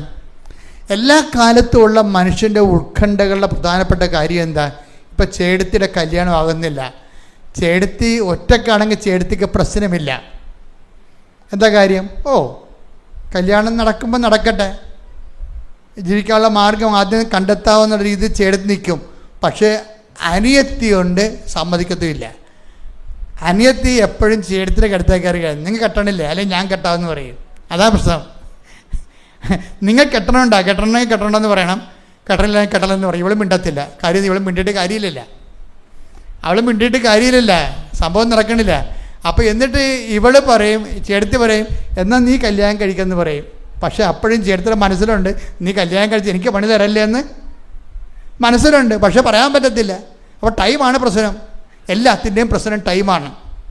അപ്പോൾ ടൈമാകുമ്പോൾ ബൈബിൾ തുടങ്ങുമ്പോൾ തന്നെ ടൈമിൽ വെച്ചാണ് ചെയ്യണത്, ടൈമിനെ അഡ്രസ്സ് ചെയ്തുകൊണ്ടാണ് ചെയ്യണത്. അവർക്ക് വീഞ്ഞില്ല എന്ന് പറയുമ്പോൾ ഈശോ പറയും സ്വാഭാവികമായ രീതിയിലാണെങ്കിൽ കല്യാണം കഴിഞ്ഞ് അവർക്ക് പിള്ളേരുണ്ടാകാതെ വീഞ്ഞുണ്ടാകാൻ സാധ്യതയില്ലെന്ന് പറയും. അതാണ് സമയമായില്ല, അതാണ് വിഷയം. അതിന് മാതാവിൻ്റെ മനസ്സിലുള്ള ഒരു വലിയ ഇക്വേഷനാണ് ഉടമ്പടിക്ക് ഉപയോഗിക്കുന്നത്. എന്താണ്? ഏത് ആകാത്ത സമയം ആക്കിയെടുക്കാൻ എന്താ മാർഗം? അവൻ പറയണത് പോലെ ചെയ്യുകയാണ്. അതാണ് സംഭവം. അവൻ പറയണ പോലെ ചെയ്യുകയെന്ന് വെച്ച് കഴിഞ്ഞാൽ ആകാത്ത കാര്യങ്ങൾ നടക്കാത്ത കാര്യങ്ങൾ എങ്ങനെ നടത്തണമെന്നുള്ളതിനെക്കുറിച്ച് മാതാവിന് പരിശുദ്ധാത്മാവ് ഉപദേശിച്ചൊരു മാർഗമാണ് അത്. നടക്കാത്ത കാര്യങ്ങളുണ്ട് ഈ ലോകത്ത്. ഇതെങ്ങനെ സംഭവിക്കും? ഞാൻ പുരുഷനെ അറിയുന്നില്ലല്ലോ. നടക്കാത്ത കാര്യമല്ലേ? ഇതെങ്ങനെ സംഭവിക്കും? ഞാൻ പുരുഷനെ അറിയുന്നില്ലല്ലോ. അതിൻ്റെ മറുപടി എന്താണ്? പരിശുദ്ധാത്മാവ് നിൻ്റെ മേൽ വരും, നിന്നിൽ ജനിക്കുന്നവൻ അത്യുന്നതൻ്റെ ശക്തി നിന്നിൽ പ്രവർത്തിക്കും. അപ്പം നടക്കാത്ത കാര്യം നടത്താൻ ഒരു മാർഗമേ ഉള്ളൂ. എന്താണത്? അത്യുന്നതൻ്റെ ശക്തി എക്സ്ട്രാ പവർ ഉണ്ടാക്കിയെടുക്കാനേ പറ്റത്തുള്ളൂ. അതാണ് വിഷയം. സാധാരണ ശക്തിയല്ല, പുരുഷൻ്റെ ശക്തിയുണ്ട്. അതേസമയം തന്നെ പുരുഷൻ്റെ ശക്തിയിലും അല്ല ഇത് സംഭവിക്കാൻ പോണത്. കാര്യം എന്താണ്? ജനിക്കാൻ പോകുന്ന ശിശു അത്യുന്നതനാണ്. അത് പുരുഷൻ്റെ ശക്തി എന്ന് വരുന്നതല്ല. ഇനി ജനിക്കാൻ പോകുന്ന ശിശു അത്യുന്നതൻ ദൈവപുത്രൻ എന്ന് വിളിക്കപ്പെടും. അപ്പോൾ ആ പ്രോജക്റ്റ് ഭയങ്കര എലിവേറ്റഡ് ആയിട്ടുള്ള പ്രോജക്റ്റാണ്. അത് നടക്കാത്ത കാര്യമാണ്. അപ്പം നടക്കാത്ത കാര്യം നടത്താൻ വേണ്ടി പരിശുദ്ധാത്മാവ് ഉപദേശിക്കുന്ന തന്ത്രം എന്താ? അത്യുന്നതൻ്റെ ശക്തി നിന്നിലെ ആവശ്യിക്കും. എൻ്റെ ദൈവപൈതൽ, ഇതാണ് എൻ്റെ ഒരു കറക്റ്റ്. നിങ്ങൾ നടക്കാത്ത കാര്യം നടത്താൻ വേണ്ടി വേറെ ഒരു മാർഗവുമില്ല. എന്താണ്? അത്യുന്നതൻ്റെ ശക്തി നമ്മളിൽ പ്രവർത്തിക്കുക മാത്രമേ ഉള്ളൂ. അപ്പോഴും മറിയത്തിനത് മനസ്സിലായി. മറിയം എന്ത് പറഞ്ഞു? ഇത് എൻ്റെ ഒരു പരിധി, വിശ്വാസത്തിൻ്റെ പരിധിയിൽ, അറിവിൻ്റെ പരിധിയിൽ നിൽക്കുന്ന വിഷയമല്ല. അതുകൊണ്ട് എന്താണ്? ഇതാ കർത്താവിൻ്റെ ദാസി. കണ്ടാ എൻ്റെ അതിന് സീക്വൻസ് പോണ കണ്ടില്ലേ? ഇത് എൻ്റെ കഴിവിൽ നടക്കണ കാര്യമല്ല. ഇപ്പം ഈ മനുഷ്യൻ്റെ ലേഖനങ്ങൾ ഇൻ്റർനാഷണൽ ലെവലിൽ പ്രസിദ്ധീകരിക്കാൻ 6 കൊല്ലമായിട്ട് പറ്റിയിട്ടില്ലെങ്കിൽ ഇനി 60 കൊല്ലം കഴിഞ്ഞാലും പറ്റത്തില്ല. കാര്യം അഡ്വാൻസായി, സബ്ജക്റ്റ് അഡ്വാൻസായി. എല്ലാ ലോകത്തും എല്ലായിടത്തും റിസർച്ച് നടന്നുകൊണ്ടിരിക്കുകയല്ലേ ആ സബ്ജക്റ്റിൽ. അപ്പോൾ അഡ്വാൻസായിട്ട് പോകുന്ന പുതിയ സാധനങ്ങൾ അവർ പ്രസിദ്ധീകരിക്കത്തുള്ളൂ. അപ്പോൾ ഇത് ഇയാളുടെ കഴിവ് നിൽക്കുന്ന കാര്യങ്ങളല്ല, അത് ഔട്ട്ഡേറ്റഡ് ആയിപ്പോയി. അതുകൊണ്ട് തന്നെ ഇത് കാലഹരണപ്പെട്ടിരിക്കുകയാണ്. അപ്പോൾ ഇവിടെ എന്താ വേണ്ടത്? ഇവിടെ സ്വന്തം കഴിവിന് ആ ആർട്ടിക്കിൾ റിവൈസ് ചെയ്തിട്ട് കാര്യമില്ല. ആര് റിവൈസ് ചെയ്താലും ഇങ്ങനെ തന്നെ ആയിരിക്കുമല്ലോ റിവൈസ് ചെയ്യണ കാര്യങ്ങൾ. അതുകൊണ്ട് എന്താ വേണ്ടത്? ഇതിനകത്ത് ദൈവത്തിൻ്റെ ശക്തിയാണ് ഇതിൻ്റെ അകത്ത് ആപ്ലിക്കേറ്റ് ചെയ്യേണ്ടത്. അമ്മ എന്താ പറഞ്ഞത്? അതിനുവേണ്ടി എന്താ ചെയ്യണത്? ഇതാ കർത്താവിൻ്റെ ദാസി. അതാണ് വിഷയം. ഇതിൻ്റെ അകത്തൊരു ദാസ്യത എന്നും പറഞ്ഞ് അത്യുന്നതൻ്റെ ശക്തിയാണ് നിനക്ക് ആവശ്യമുണ്ടെങ്കിൽ അതിൻ്റെ ആദ്യ നടപടിക്രമം എന്താണ്? ദാസനാവുക, ദാസിയാവുക എന്നുള്ളതാണ്. ഇതാണ് വിഷയം. ഇത് വളരെ തന്ത്രപരമായിട്ട് മനസ്സിലാക്കേണ്ട വിഷയമാണ്. കാരണം നിൻ്റെ കഴിവിലല്ലേ ഇത് വർക്ക് ചെയ്യണമെന്നുണ്ടെങ്കിൽ, പിന്നെ ഇത് വർക്ക് ചെയ്യണമെന്നുണ്ടെങ്കിൽ അത് ദൈവത്തിൻ്റെ കഴിവിലാണ്. ദൈവത്തിൻ്റെ കഴിവിലാണ് ഇത് വർക്ക് ചെയ്യണമെന്നുണ്ടെങ്കിൽ നീ എന്താ ചെയ്യേണ്ടത്? ഇത് കർത്താവിൻ്റെ ദാസനാകണം, അല്ലെങ്കിൽ ദാസിയാകണം. എന്നിട്ട് എന്താ പറയണത്? ഇതാ കർത്താവിൻ്റെ ദാസി. എന്താണ്? നിൻ്റെ വചനം പോലെ പറഞ്ഞേ, നിന്റെ വചനം പോലെ എന്നിൽ നിറവേറട്ടെ. അപ്പൊ ഞാനാണ് ഇതിൻ്റെ അകത്തുള്ള സബ്ജക്റ്റ് എന്ന് പറയുന്ന ആള്. ദൈവത്തിൻ്റെ വചനം നിറവേറ്റേണ്ടത് ആരാണ്? ഞാനാണ്. ഞാൻ ആരെപ്പോലെ നിറവേറ്റണം? ദാസിയെപ്പോലെ നിറവേറ്റണം. ദാസിയെപ്പോലെ നിറവേറ്റണം. അപ്പോൾ ഈ മനുഷ്യൻ എന്ത് ചെയ്യുന്നറിയാവോ? അതാ ഈ ദാസിയെപ്പോലെ നിറവേറ്റുമ്പോൾ, ഇതാ കർത്താവിൻ്റെ ദാസി നിൻ്റെ വചനം പോലെ എന്നിൽ നിറവേറട്ടെ എന്ന് പറയുമ്പോൾ, അവിടെ വെച്ച് ആ ഡയലോഗ് എല്ലാം തീർത്തിട്ട് ആ മിഷൻ ഓവറായി മാലാഖ മറഞ്ഞു പോവുകയാണ് ചെയ്യുന്നത്. തീർന്നു. മറിയത്തിനേക്ക് വെടിപ്പം മെനയുള്ളൊരു ആൻസർ കിട്ടി കഴിഞ്ഞപ്പോൾ മാലാഖ മറഞ്ഞു പോയെന്നാണ്.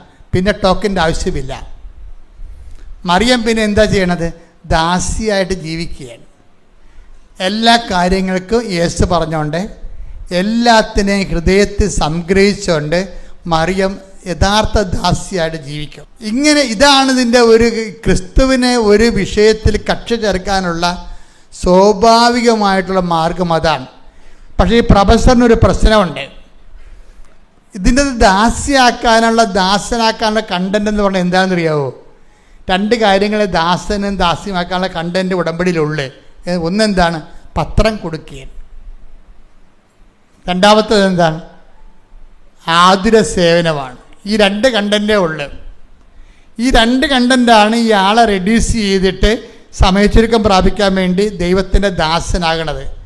ഈ ദാസനാകുമ്പോൾ ഈ പ്രൊഫസർ 10 കൊണ്ട് നടക്കും. 10 കൊണ്ട് നടക്കുമ്പോൾ അങ്ങേര് ആ പ്രദേശത്തുള്ള ഒരു പ്രധാനപ്പെട്ട കുടുംബത്തിൽ അംഗമാണ്. അവിടെ കുടുംബക്കാർ തന്നെ ഇയാളെ കളിയാക്കും. നാണം കൊണ്ടാണ് ഇവിടെ നിരങ്ങുകയാണ് ഈ 10 കൊണ്ട്. അതോടുകൂടി തന്നെ ഇയാൾക്ക് സംഭ്രമമാവും. കാര്യം എന്താ? സ്വന്തം നാട്ടിൽ തന്നെ വീട്ടുകാർ തന്നെ ബന്ധുക്കൾ തന്നെ ഇയാൾക്ക് പാര വെക്കാൻ തുടങ്ങും. ഇവർക്ക് ഭയങ്കര ചമ്മലാവും 10 കൊണ്ട് നടക്കുമ്പോൾ. 10 കഷത്തിൽ വെച്ച് കുരിഞ്ഞാണ് പോണത് കക്ഷി നാട്ടിൽ കൂടി. കാര്യം ചമ്മല. കുറച്ച് കഴിഞ്ഞപ്പോൾ എൻ്റെ ഒരു ടോക്ക് പുള്ളി കേട്ട്. അതാണ് ഈ ഉടമ്പടി ധ്യാനം നിങ്ങളെ കൂടണമെന്ന് പറയണത്. ഈ ഉടമ്പടിയിൽ ഗതി പിടിക്കാൻ കിടക്കുന്ന ആൾക്കാർ ആരാണെന്നറിയാവോ? ഉടമ്പടി ധ്യാനം കൂടാത്തവരാണ്. ഒരു സംശയമില്ലല്ല. അതുകൊണ്ടല്ല 3 പ്രാവശ്യം പുതുക്കും 4 പ്രാവശ്യം പുതുക്കും എന്ന് പറഞ്ഞ് എൻ്റെ അടുത്ത് വരുമ്പോൾ ഞാൻ ചോദിക്കണം, സാക്ഷ്യം പറഞ്ഞില്ല എന്ന് പറയുമ്പോൾ തന്നെ എനിക്കറിയാം ഈ പിശാച് ഉടമ്പടി കൂടാത്തതാണ്, ധ്യാനം കൂടാത്തതാണെന്ന്. എന്താ സംശയം? പിന്നെ അടുത്ത ചോദ്യം വരും, നിങ്ങൾ ഉടമ്പടി ധ്യാനം ഞാൻ അവസാനം ദിവസം എന്താ പറഞ്ഞത്? അപ്പോൾ ജപ എന്ന് പറയും. ഞാൻ പറഞ്ഞ വണ്ടി വിട്ടേക്കാൻ പറയും.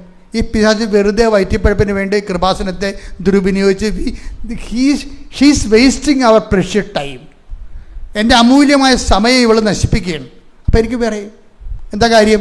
ഇവർ ഉടമ്പടി ജീവിക്കണില്ല, അവർ ഉടമ്പടി ധ്യാനം കൂടണില്ല, ആ ഉടമ്പടി ധ്യാനത്തെ പേക്കണ വെളിപാടുകൾ സ്വീകരിക്കണില്ല. അവൾ ഇവിടെ വെച്ച് എന്തോ എഴുതി കുത്തിയിട്ടേച്ച് അവൾ വീട്ടിൽ പോയി കുത്തിയിരിക്കുകയാണ്. എന്നിട്ട് അവർ കാര്യം സാധിക്കാൻ വേണ്ടി അവിടെ പോയി ഇടിവെച്ച് നിലയും പിടിച്ച് ചുറ്റും പിടിച്ചിട്ട് വരികയാണ്. ഇതൊന്നും വർക്കൗട്ട് ചെയ്യത്തില്ല. ഉടമ്പടിയുടെ നയപരിപാടികളുണ്ട്, കാര്യപരിപാടികളുണ്ട്. അതിലൊന്നെന്താണ്? ഈ പ്രൊഫസറിനോട് പറഞ്ഞത് എന്താണെന്നറിയാമോ? അപ്പം നാട്ടുകാർ ഇയാളെ കളിയാക്കുകയാണ്. പ്രൊഫസറായി ഇപ്പം പത്രവിൽപ്പനക്കാരനായാന്ന് ചോദിക്കും. പ്രൊഫസറാകാൻ പോയ ആളിപ്പം പത്രവിൽപ്പനക്കാരനായാൽ. അപ്പം ഞാൻ ഉടമ്പടി ധ്യാനത്തിൽ പറയും, നിങ്ങൾ എളിമപ്പെടുന്ന അനുസരിച്ച് കൊണ്ട് ദൈവത്തിൻ്റെ ശക്തി നിന്നെ പ്രവർത്തിക്കും. കാര്യം ബൈബിളിൻ്റെ രീതി അതാണ്. ബലഹീനതയിലാണ് ദൈവത്തിൻ്റെ ശക്തി. നമ്മുടെ ഉദ്ദേശം എന്താ? ഈ ആർട്ടിക്കിൾ പ്രസിദ്ധീകരിച്ചെടുക്കാൻ ഇയാളെ കൊണ്ട് പറ്റത്തില്ല. ഇത് ഔട്ട് ഓഫ് ഡേറ്റ് ആയ കാലഘട്ടപ്പെട്ട ആർട്ടിക്കിളാണ്. ഇത് ഇൻ്റർനാഷണൽ ലെവലിൽ ജേണലിൽ പ്രസിദ്ധീകരിക്കണമെങ്കിൽ ദൈവം തന്നെ ഇടപെടണം. ദൈവം ഇടപെടണമെങ്കിൽ എന്ത് ചെയ്യണം? ബലഹീനതയിലാണ് ദൈവത്തിൻ്റെ ബൈബിളിൻ്റെ ഫോർമുല അതല്ലേ? വചനം എടുത്ത് ശ്രദ്ധിക്കട്ടെ. ഹല്ലേലൂയ. 2 കൊരിന്തോസ് 12:9. എന്നാൽ അവിടുന്ന് എന്നോട് അരുളി ചെയ്തു, നിനക്ക് എന്റെ കൃപ മതി. എന്തെന്നാൽ ബലഹീനതയിലാണ് എന്റെ ശക്തി പൂർണ്ണമായി പ്രകടമാകുന്നത്. അപ്പൊ അത് അളന്നും തൂക്കിയുള്ള വചനങ്ങളാണ്. ബലഹീനതാണ് ദൈവത്തിന്റെ ശക്തി പൂർണ്ണമായി. അപ്പൊ ദൈവത്തിന്റെ ശക്തി പ്രകടമാകും. പക്ഷെ അവിടെ ഉണ്ട് 50% ശക്തിയുണ്ട്, 100% ശക്തിയുണ്ട്. പൂർണ്ണമായി പ്രകടമാകണമെന്നുണ്ടെങ്കിൽ എന്ത് ചെയ്യണം? മാതാവിൻ്റെ പ്രിൻസിപ്പിൾ എടുക്കണം. എന്താണ്? അവിടെ തൻ്റെ ദാസിയുടെ വിനീത അവസ്ഥ തെക്കൻ പാർത്തു. ശക്തനായവൻ എനിക്ക് വലിയ കാര്യങ്ങൾ. അതാ മരിയൻ പ്രിൻസിപ്പിൾ എന്ന് പറഞ്ഞത്. Take the word of God. സ്തുതിക്കട്ടെ. ഹല്ലേലൂയ ഹല്ലേലൂയ ഹല്ലേലൂയ ഹല്ലേലൂയ ഹല്ലേലൂയ. യേശുവേ നന്ദി. ഹല്ലേലൂയ ഹല്ലേലൂയ ഹല്ലേലൂയ ഹല്ലേലൂയ ഹല്ലേലൂയ ഹല്ലേലൂയ. ശക്തനായ ദൈവം വന്ദനം ചെയ്യാം. സർവശക്തിയോടെ ഇടുന്നേയാ. ശക്തനായ ദൈവം വന്ദനം ചെയ്യാം. സർവശക്തിയോടെ ഇടുന്നേയാ. യുരാനന്ദം യുരാനന്ദം അമ്മേ ആരാധിക്കൂ.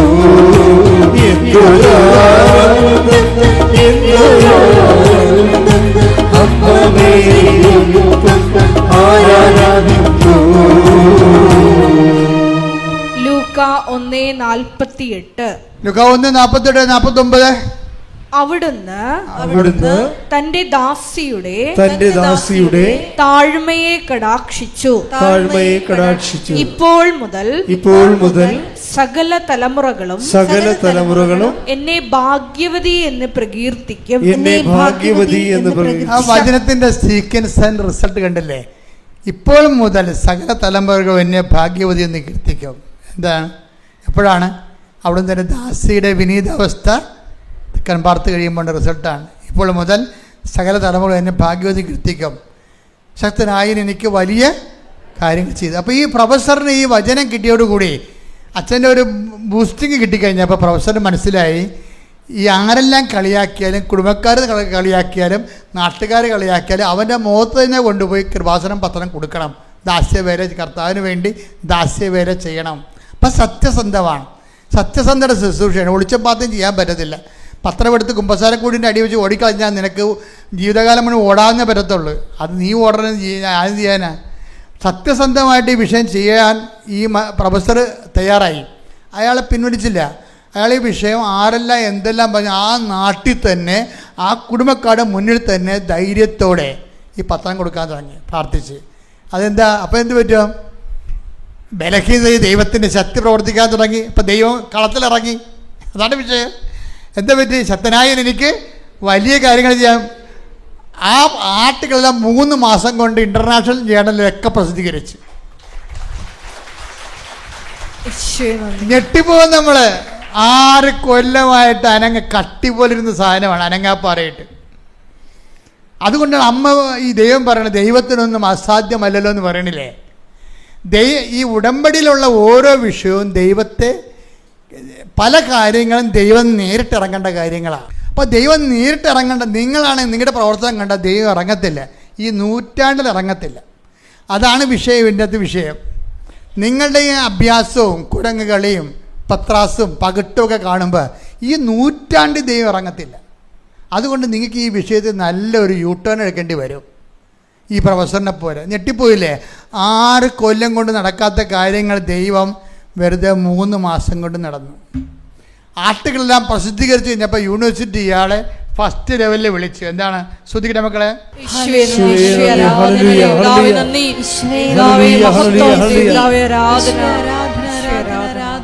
പ്രീ PhD പ്രസൻറ്റേഷന് വിളിച്ചു. 6 കൊല്ലം മുമ്പ് വിളിക്കേണ്ടതായിരുന്നേ. PhD കൊടുക്കണ മുമ്പുള്ള സബ്ജക്റ്റ് പ്രസൻറ്റേഷന് വിളിക്കുകയാണ്. സബ്ജക്റ്റ് പ്രസൻറ്റേഷന് സംഭവം തള്ളിപ്പോവും. ഒന്നാമത്തെ കേസിൽ ഇയാളെ ഇത് വെച്ചതിന് ശേഷം ഈ സബ്ജക്റ്റിൽ എത്രയോ പേര് PhD എടുക്കുമ്പോൾ നോക്കുന്നുണ്ട്. അപ്പോൾ ഗൈഡ് മാർക്കിനെ സംബന്ധിച്ചത് പച്ചവെള്ളം പോലെ ഈ സംഭവം കറക്റ്റാണ്. അവർ തിരക്കും തലങ്കം വിലങ്കും ചോദ്യങ്ങൾ ചോദിക്കുമ്പോൾ തന്നെ നമ്മൾ ബോധം കെട്ട് വീഴും. പിന്നെ ആംബുലൻസിനെ വിളിച്ചുകൊണ്ട് ചെല്ലേണ്ടി വരും ഇയാളെ എടുത്തുകൊണ്ട് പോരാൻ. അത്രയ്ക്കും പഠനമാണ്. വിറച്ചു പോകും ഈ സംഭവം.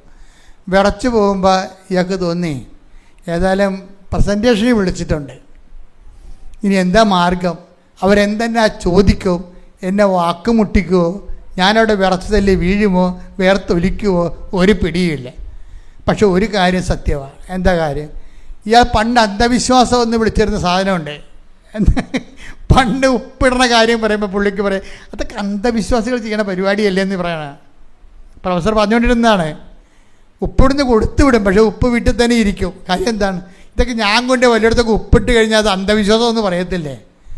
അപ്പോൾ അങ്ങനെ ഉള്ളൊരു ഐഡിയയിലാണ് പുള്ളി ഉപ്പ് അനക്കാതെ വെച്ചുകൊണ്ടിരിക്കുകയാണ്. പക്ഷേ ഇപ്പം അനക്കാതെ കാര്യമില്ല, ആൾ ഔട്ടാവും. അപ്പോൾ ഉപ്പെന്ന് പറയുമ്പോൾ നിങ്ങൾക്കറിയാം, ഞാൻ പണ്ട് നിങ്ങളോട് പറഞ്ഞത് എൻ്റെ ഒരു ഉപ്പിൻ്റെ പ്രസംഗം പുള്ളി കേട്ട്, പുള്ളിയുടെ ഒരു ഗുണം നിങ്ങൾ മനസ്സിലാക്കണ, അതാത് കാലങ്ങളിൽ പുള്ളി ഉടമ്പടി ധ്യാനത്തിൽ അപ്ഡേഷനുള്ള ആളാണ്. അതിൻ്റെ ഇടയ്ക്കാണ് ഉപ്പിൻ്റെ ധ്യാനം കേൾക്കണത്. ഉപ്പിൻ്റെ ധ്യാനം എന്താ? ഉപ്പെന്ന് പറയുമ്പോൾ ഒരു സ്ഥലത്ത് ലേവയ പുരോഹിതന് ഇസ്രയേലിലെ അവകാശ ഭൂമിയില്ല. ദൈവം പറയും, മോശ 12 പേരെ 12 ഗോത്രങ്ങൾക്ക് വാഗ്ദാന ഭൂമി നേരത്തെ പങ്കിട്ട് വെക്കും. അപ്പോൾ അഹ്റോനാണ് മോസസിൻ്റെ കൂടെ വാഗ്ദാന പേടകത്തിൻ്റെ ശുശ്രൂഷനായി നിൽക്കുന്ന പുരോഹിതൻ. 24 hours ഡ്യൂട്ടിയാണ്. അഹ്റോനും അഹ്റോൻ്റെ കുടുംബക്കാരും പുരോഹിത വംശവുമാണവർ. അവർക്ക് ഇസ്രയേലിൽ പോകാൻ നേരത്തെ ഇസ്രയേലിൽ ചെല്ലുമ്പോൾ ബെഞ്ചമിൻ ഗോത്രത്തിനും ജൂദായ ഗോത്രത്തിനും ഒക്കെ ഉണ്ട് ലേവിയക്കാർക്ക് കുടുംബക്കാർക്ക്. മോസസ് പറയും, നിങ്ങൾക്ക് ഓഹരി ഇല്ല കേട്ടോ എന്ന് പറയുക. നിങ്ങൾക്ക് ഓഹരിയില്ല. എന്താ കാര്യം? നിങ്ങൾക്ക് ഈ ഭൗതികമായ ഓഹരി തന്നാൽ അതിനേക്കാൾ വലുതാണ് നിങ്ങളുടെ ജോലി. എന്താണ്? കർത്താവിൻ്റെ ആലയത്തിൽ ജോലി ചെയ്യണ പരിപാടിയാണ് നിങ്ങളുടേത്. അതുകൊണ്ട് ദൈവമായ കർത്താവായിരിക്കും നിങ്ങളുടെ ഓഹരി എന്ന്. അത് ഭയങ്കര വല്ലാത്തൊരു ബൈബിളിൽ ഏറ്റവും വല്ലാത്ത വർത്തമാനമാണ്. നിങ്ങൾക്ക് ഭൂമിയിൽ ഓഹരിയില്ല, മറിച്ച് ദൈവമായ കർത്താവ് തന്നെയായിരിക്കും നിങ്ങളുടെ ഓഹരി എന്ന് പറയും. അതുകൊണ്ട് മോസസ് പറയും, ഇവരുടെ ബലിവസ്തുക്കളിൽ നിങ്ങൾ ഉപ്പിടണം. ആ ഭാഗം കർത്താവിൻ്റെ അവകാശപ്പെട്ടത് ഇവർക്കുള്ളതാണെന്ന് പറയും. അങ്ങനെ ഇവർ ദേവാലയം കൊണ്ട് ജീവിക്കുമെന്ന് പറയും. അതാണ് ഉപ്പിൻ്റെ പ്രശ്നം. ഉപ്പിട്ട് കഴിഞ്ഞാൽ ഒരു 18 എടുത്തേ. സംഖ്യ 18:19. സംഖ്യ 18:19. ഇസ്രായേൽ ജനം പറഞ്ഞേ. ഇസ്രായേൽ ജനം കർത്താവിന് നിരാജനമായി സമർപ്പിക്കുന്ന നിരാജനം എന്ന് പറഞ്ഞ ഉടമ്പടി. പുതിയ ബൈബിളിൽ അവർ ഉപ്പിൻ്റെ ഉടമ്പടി എന്ന് എഴുതിയിട്ടുണ്ട്. പുതിയ ബൈബിൾ ഇപ്പോൾ PSC ഇറക്കിയിട്ടില്ലേ, അതിൽ ഉപ്പിൻ്റെ ഉടമ്പടി എന്ന് കറക്റ്റായിട്ട് എഴുതിയിട്ടുണ്ട്. ഉടമ്പടിയുടെ ഭാഗമാണ് ഉപ്പെന്ന് പറയണത്. വായിച്ചേ. നിരാജനമായി സമർപ്പിക്കുന്ന വിശുദ്ധ കാഴ്ചകളെല്ലാം നിനക്കും പുത്രന്മാർക്കും പുത്രിമാർക്കും ശാശ്വത അവകാശമായി ഞാൻ നൽകുന്നു. അപ്പോൾ ബലിവസ്തുക്കൾ ഉപ്പ് തളിക്കണം നിരാഞ്ജനം എന്ന് പറയുന്നത് ലെവന ഉടമ്പടി. അപ്പം ആ ഭാഗം ലെവയ പുരോഹിതന് ശാശ്വത അവകാശമാണ്. കാര്യം എന്താണ്? ആ ഭാഗം ദൈവത്തിൻ്റെതാണ്, ദൈവത്തിൻ്റെ അവകാശം ഇവൻ്റെതാണ്. അതാണ് എൻ്റെ കണക്കെന്ന് പറയണത്. അപ്പോൾ ഉപ്പ് ഒരു സ്ഥലത്ത് കൊണ്ട് ഇട്ട് കഴിഞ്ഞാൽ, വിശ്വാസ പ്രമാണം ചൊല്ലിക്കഴിഞ്ഞാൽ ഓട്ടോമാറ്റിക്കായിട്ട് എന്താ ഭാഗം? ഇത് ദൈവത്തിൻ്റെ അധികാരത്തിൻ്റെ ഭൂമി എന്ന് പറയും. ദൈവത്തിൻ്റെ അധികാരം എൻ്റെ അവകാശമാണെന്ന് പറയും. അതാണ് വിഷയം. അതാണ് നമ്മൾ വിശ്വാസ പ്രമാണം ചെല്ലുമ്പോൾ ഉപ്പ് ഇടണത്. അല്ല കൂടുതലക്കാർ നിങ്ങൾക്ക് ഉപ്പ് തന്നെ പോലെയുള്ള ഉപ്പെല്ലാം പരിപാടി അല്ല ഇത്. അത് പറഞ്ഞിട്ടാണ് ആൾക്കാർക്ക് ബോധമില്ലാതെ എന്തിനൊക്കെ പിച്ചുമ്പയും പറയണത്. അതല്ല, ഇത് ഉടമ്പടി പ്രകാരമുള്ള ഉപ്പാണ്. ഉപ്പ് തളിച്ചു കഴിഞ്ഞാൽ ഉപ്പിൻ്റെ ഭാഗം എവിടെ തളിക്കുന്നുവോ അത് കർത്താവിൻ്റെ അധികാരത്തിലുള്ളതാണ്. കർത്താവിൻ്റെ അധികാരത്തിൽ വേറെ ആർക്കും അധികാരമില്ല. അത് മോസസിന് ലേവായ പുത്രൻ്റെ അവകാശമാണ്. ആരാണ് തളിക്കണത്? അവൻ്റെ അവകാശമാണെന്ന്. ഇയാൾ പ്രൊഫസർ എന്ത് ചെയ്ത്? പ്രൊഫസർ ഈ PhD വിളിക്കുമ്പോൾ തന്നെ ഗ്രാൻഡ് പ്രസൻറ്റേഷൻ വിളിക്കുമ്പോൾ തന്നെ ആ സ്ഥലത്ത് കൊണ്ട് ഉപ്പിട്ട് വിശ്വാസപ്രമാണം ചെല്ലും. എന്താ കാര്യം? എനിക്ക് പേടിയാണ്, സബ്ജക്റ്റ് വൈസ് കമാൻഡില്ല. അവർ എന്നോട് ചോദിച്ച ചോദ്യത്തിൽ പറയാൻ എനിക്ക് വിറച്ചത് കൊള്ളാൻ സാധ്യതയുണ്ട്.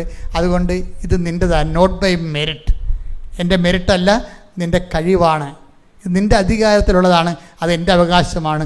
എനിക്ക് നീ ഇവിടെ വിജയം പ്രാപിക്കും. ആ വിശ്വാസ പ്രഖ്യാപനമാണ്. 5 മിനിറ്റ് 10 മിനിറ്റ് കൊണ്ട് ആ സെക്ഷൻ ഓവറായി, ഈ മനുഷ്യൻ പാസ് ഔട്ടായി പോകുന്നു. ഇത്രയും സ്പീഡാണ് ഈ വിഷയം. ദൈവത്തിന് പ്രഖ്യാപിച്ചു കഴിഞ്ഞാൽ എത്ര പെട്ടെന്നാണ് ഈ വിഷയം നടക്കുന്നത്. പക്ഷെ ഒരു പ്രശ്നം വെച്ച് കഴിഞ്ഞാൽ ഇതിനെക്കുറിച്ച് നമ്മളെ അതാണ് ചിലർക്ക് പലരും ഉപ്പൊക്കെ കൊണ്ട് ഇടുന്നുണ്ട്. അത് ഒളിച്ചും പാത്ത് അവർ നോക്കുക, ഇവർ നോക്കുക, പട്ടി കടിക്കുക, പാമ്പ് കടിക്കുക എന്നൊക്കെ പറഞ്ഞുകൊണ്ടാണ് ഈ ലേഡീസ് ഈ പണിക്ക് പോകാതിരിക്കണം നല്ലത്. കാര്യം ജന്മന ഭയത്തിന് കൈയും കാലും വെച്ചിരിക്കുന്ന പാർട്ടിയാണ് പലരും. അവർ കൊണ്ടുപോയി പലരും കാണുമോ ഉപ്പ് തളിച്ച, അവർ കാണുക അവിടെ പട്ടി ഉണ്ടാകുക, അവിടെ പാമ്പ് കളിക്കുക, ആൾക്കാർ കാണുക. ഇങ്ങനെയൊക്കെ ഇതൊക്കെ ഈ മനുഷ്യനെയൊക്കെ ഓർത്തുകൊണ്ട് പോയി ഇട്ട വർക്ക് ചെയ്യരുത്. ഇത് വർക്ക് ചെയ്യുമ്പോൾ ലേവാ പുരോഹിതൻ്റെ ബോധം ഉണ്ടാകണം. ഇത് കർത്താവിൻ്റെ അധികാരത്തെ കൊണ്ടുവരികയാണ്. അതൊരു വിശ്വാസ പ്രയോഗമാണ്. അതാണ് അതിൻ്റെ മെയിൻ പോയിൻ്റ്. പ്രൊഫസർ പറയുന്നുണ്ടത് ഇത് വിശ്വാസ പ്രയോഗമാണ്. വിശ്വാസം പ്രാർത്ഥനയാക്കാം, വിശ്വാസം പ്രഖ്യാപനമാക്കാം, വിശ്വാസം പ്രയോഗമാക്കാം. അപ്പോൾ വിശ്വാസ പ്രയോഗമാണ് ഈ ഉടമ്പടി തൈലത്തിലും അതുപോലെ ഉടമ്പടി ഉപ്പിലുമുള്ളത്. പക്ഷേ അത് ആക്ടിവേറ്റ് ചെയ്യണ പ്രിൻസിപ്പിൾ എന്താണ്? വിശ്വാസ പ്രമാണമാണ്. വിശ്വാസ പ്രമാണം പ്രഘോഷിച്ചുകൊണ്ടാണ് വിശ്വാസ പ്രയോഗം നടത്തുന്നത്. അതാണ് വിശ്വാസ പ്രഖ്യാപനത്തിലൂടെയാണ്. അപ്പം ഇതെല്ലാം ഇത് ചെയ്യുമ്പോഴെല്ലാം വളരെ നിശബ്ദതയിൽ വിശ്വാസ പ്രമാണം ചൊല്ലി സംഭവിക്കാൻ പോകുന്ന ആ വിഷയത്തെ മുഴുവനും ദൈവത്തിൻ്റെ പരിധിയിലാക്കുന്നു എന്നുള്ള ഒരു ആന്തരിക നിശബ്ദത നമുക്ക് നിശ്ചയദാർഢ്യം ഉണ്ടാകണം. അതിനെ സ്തുതിക്കട്ടെ. ഹല്ലേലൂയ.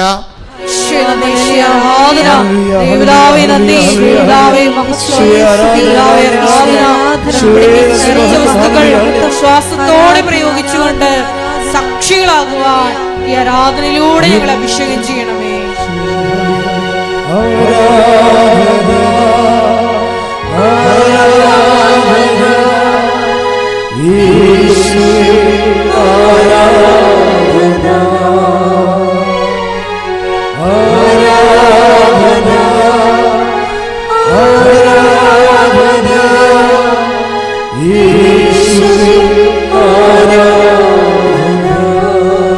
പരിശുദ്ധ പരമദിവ്യകാരുണ്യത്തിന്